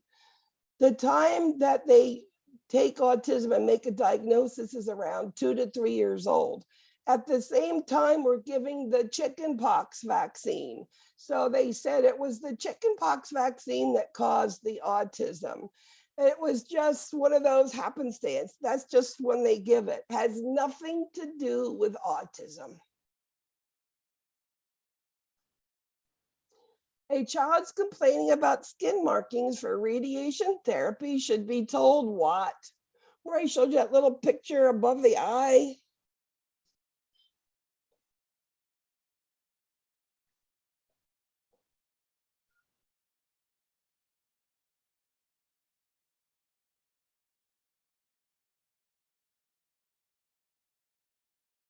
So those markings need to stay there, because then they know where to put the radiation gun for next time. So they have to stay there. As I said, I would have like a wash off the markings party, you know, with the parents, and get special soap or something, and make it fun for these children at that point. A multi-select. Nursing care of a patient with ITP. What are we going to do to treat immune thrombocytopenia purpura, ITP? What's the big deal with ITP?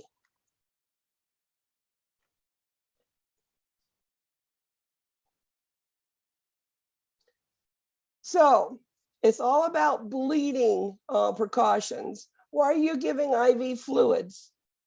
There's no reason for it. We don't need to dilate a vessel to make the vessel big to let the blood flow. It has nothing to do with clogging of veins. You do not need IV fluids, but bleeding precautions, no IM injections, monitor CBC, and corticosteroids as needed. So again, no fluids. That's for sickle cell. Sickle cell, you dilate the vessel to let the blood cells go through to help alleviate the pain. ITP, no fluids. When distraction is used, it helps to do what?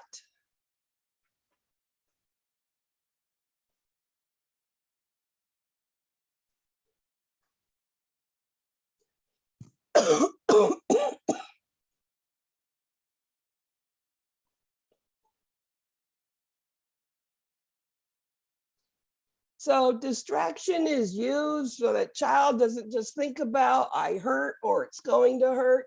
And I'm telling you, it really, really works. What assessment question needs to be asked to a child with possible rheumatic fever? Giving you some questions from last week. You know I'm going to do that. Things I know that's going to be seeing again.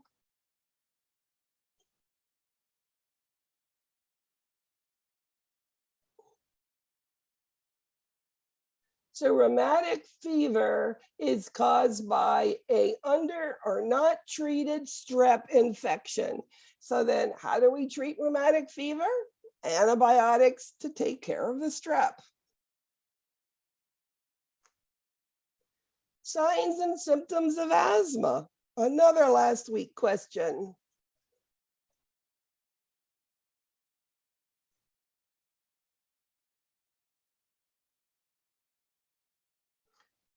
Coughing, shortness of breath, expiratory wheezing, nasal flaring on infants with grunting you might see on the smaller children. So asthma. I'll multi-select. What symptoms should be reported to the healthcare provider for a child with sickle cell disease?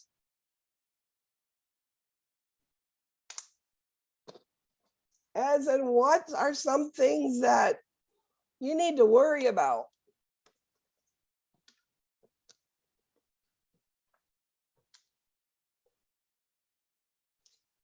A headache, right? Could be a stroke. Sickle cell could be a stroke. Chest pain, something's going on with the heart, maybe. They need to be investigated like right now. We expect swelling hands and feet. Sores, yeah, not really, but swelling, that some of the things, okay, is a normal process of events. But headache, chest pain could be a lot more serious than just a sickle cell crisis. Absolute contraindication for nasotracheal suctioning include which of the following?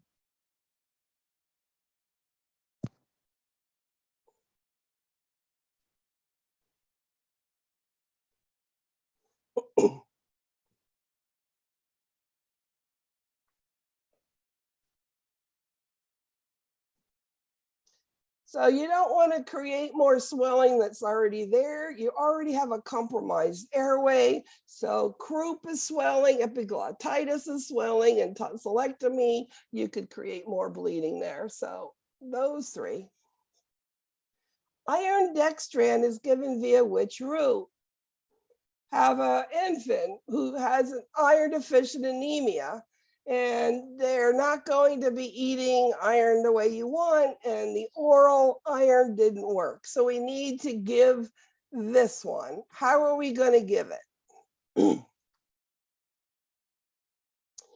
An iron dextran burns and it stains the skin. So we're going to give it IM deep Z track method so that it gets in there and it's not going to stain the skin or burn as much. If a child was to receive their own bone marrow, this is called a blank transfusion.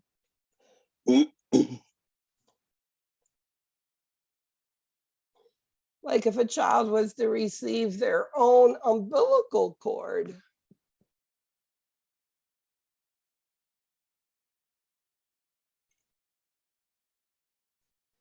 Auto as in automatic, yes, autologous. And allogenic is going to be somebody with the same thing, like siblings is a good one with that one.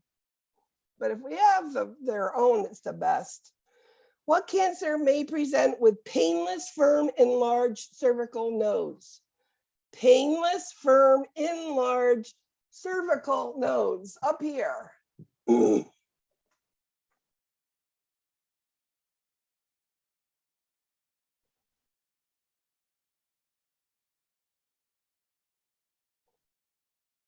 That's Hodgkin's lymphoma. Remember? Painless and large. I showed you that one with a big nix, and they do biopsies and look for Sternberg reed cells, right? And that shows it is Hodgkin's. A multi-select. When teaching about sickle cell disease, you would include what?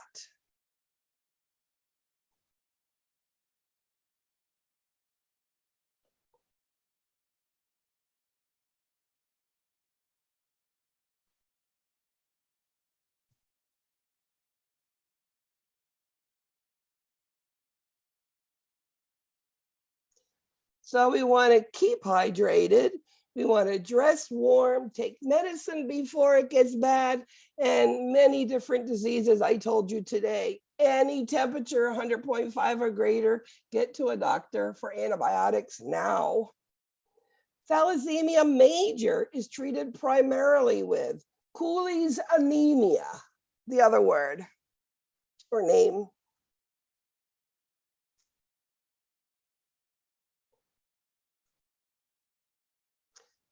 Remember, this is those rectangular shaped cells which burst. So your hypoxemia and iron gets spewed into the blood. So blood transfusion is the answer. You want to give a high iron diet to a child who already has iron toxic in their body. They take iron chelating medications or apheresis. So thalassemia, blood transfusions. A multi-select. What are opportunistic infections of HIV?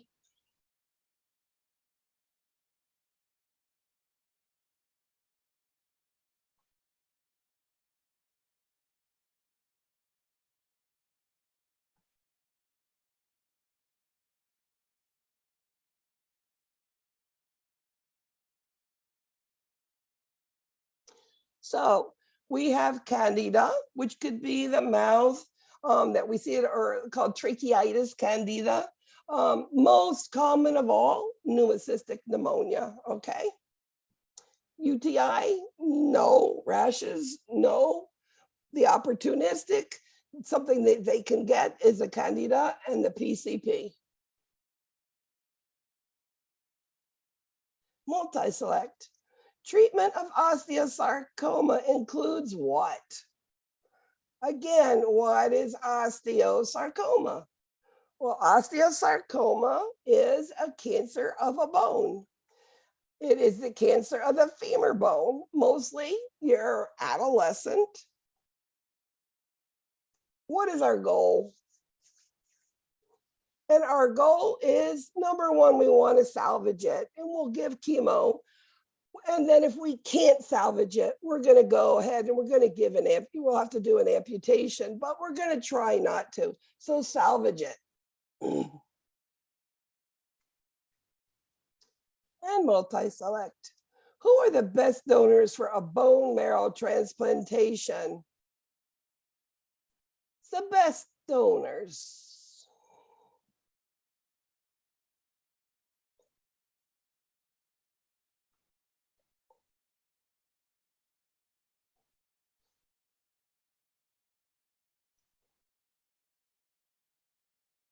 So we have your siblings. The allogenic is good. I mean, the best of all, of course, is yourself, the autologous, but both of them can work. The other two are okay, but the best are siblings and yourself. What is the most common opportunistic infection for children with HIV?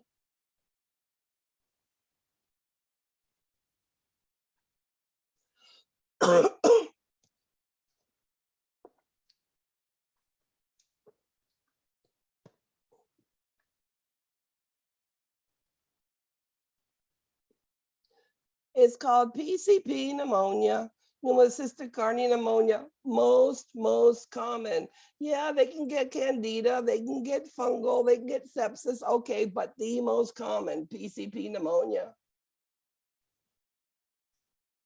What would you consider to be neutropenia or a low neutrophil count in children? Well, we know neutropenia is a lack of white cells, which means a lack of the ability to fight infections. And we know that we have to be very careful with these children, making sure we wash our hands well when we walk into their rooms, right? The number of low is less than 500. I mean, 500 to 1,000, it's still low, but the lower you get, of course, it is harder to help these children because they have no defense at all. A primary characteristic of a brain tumor.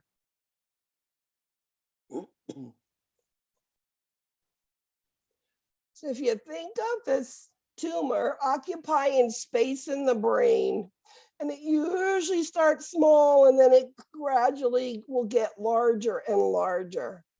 You're going to see they're going to start vomiting unrelated to food. It has nothing to do with eating.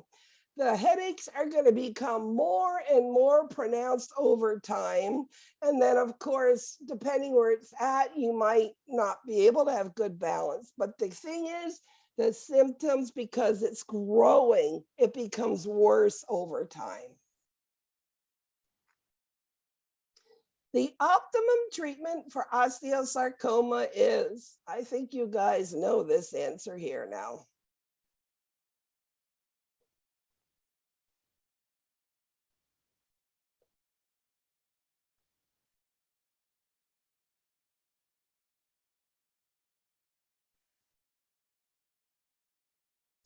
So you can't just remove the tumor and save bone. You can't. A whole bone has to come out. So that's not the answer.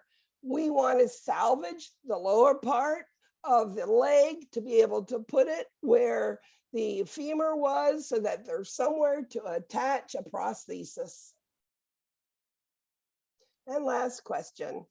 A child's receiving the induction of chemotherapy. What does that mean? What is induction?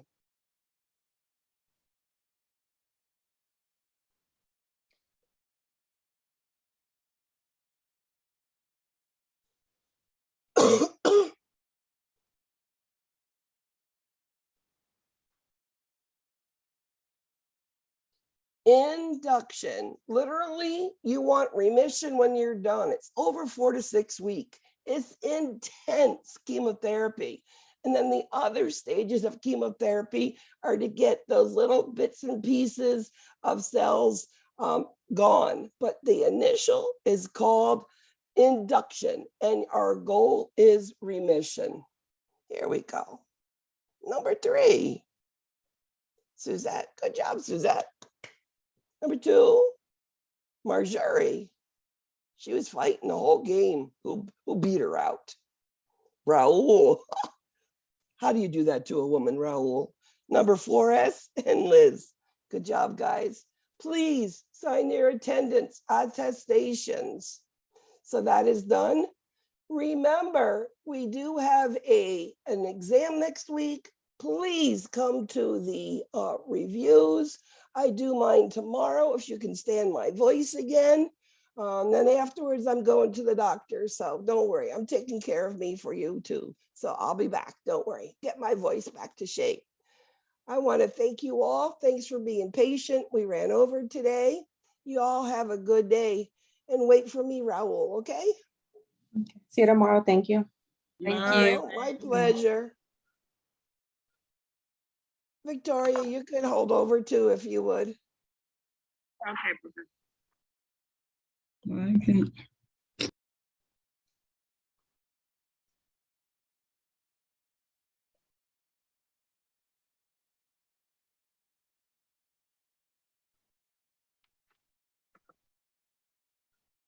Hold on.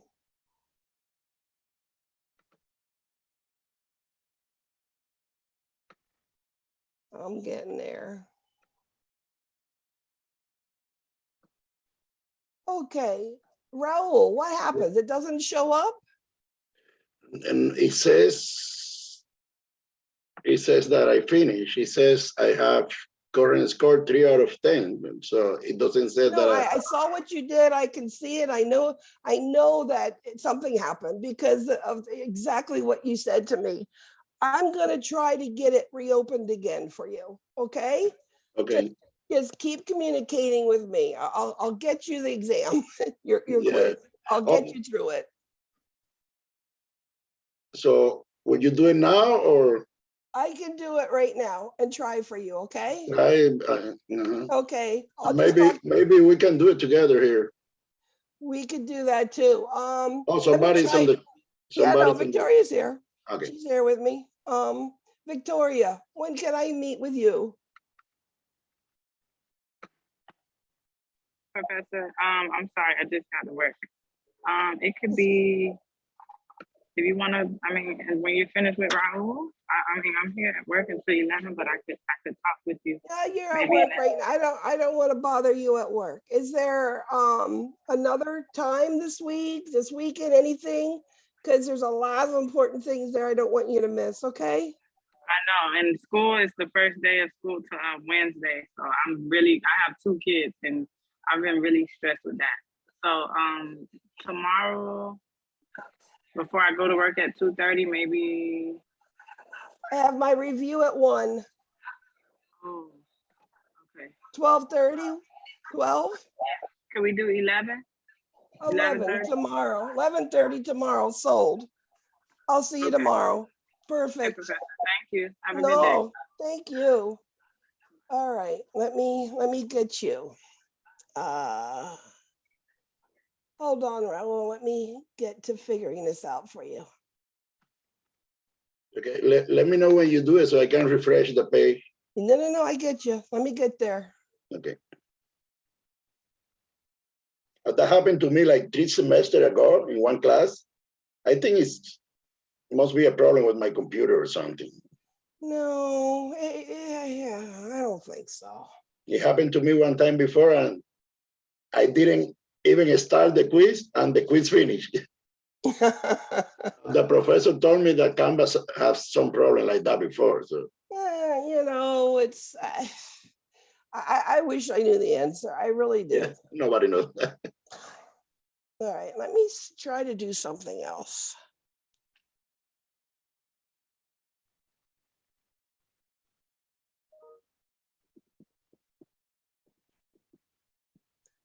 All right, quiz number 3.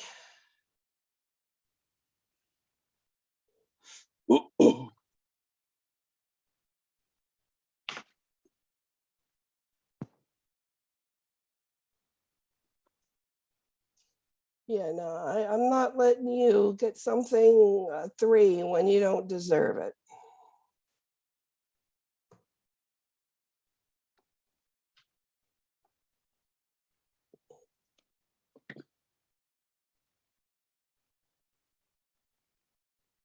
All right, try it again.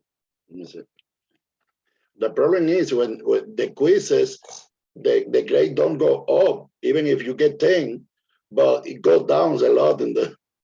I'll go back and look at If it. you get bad grades, so let me see. Let me refresh the page.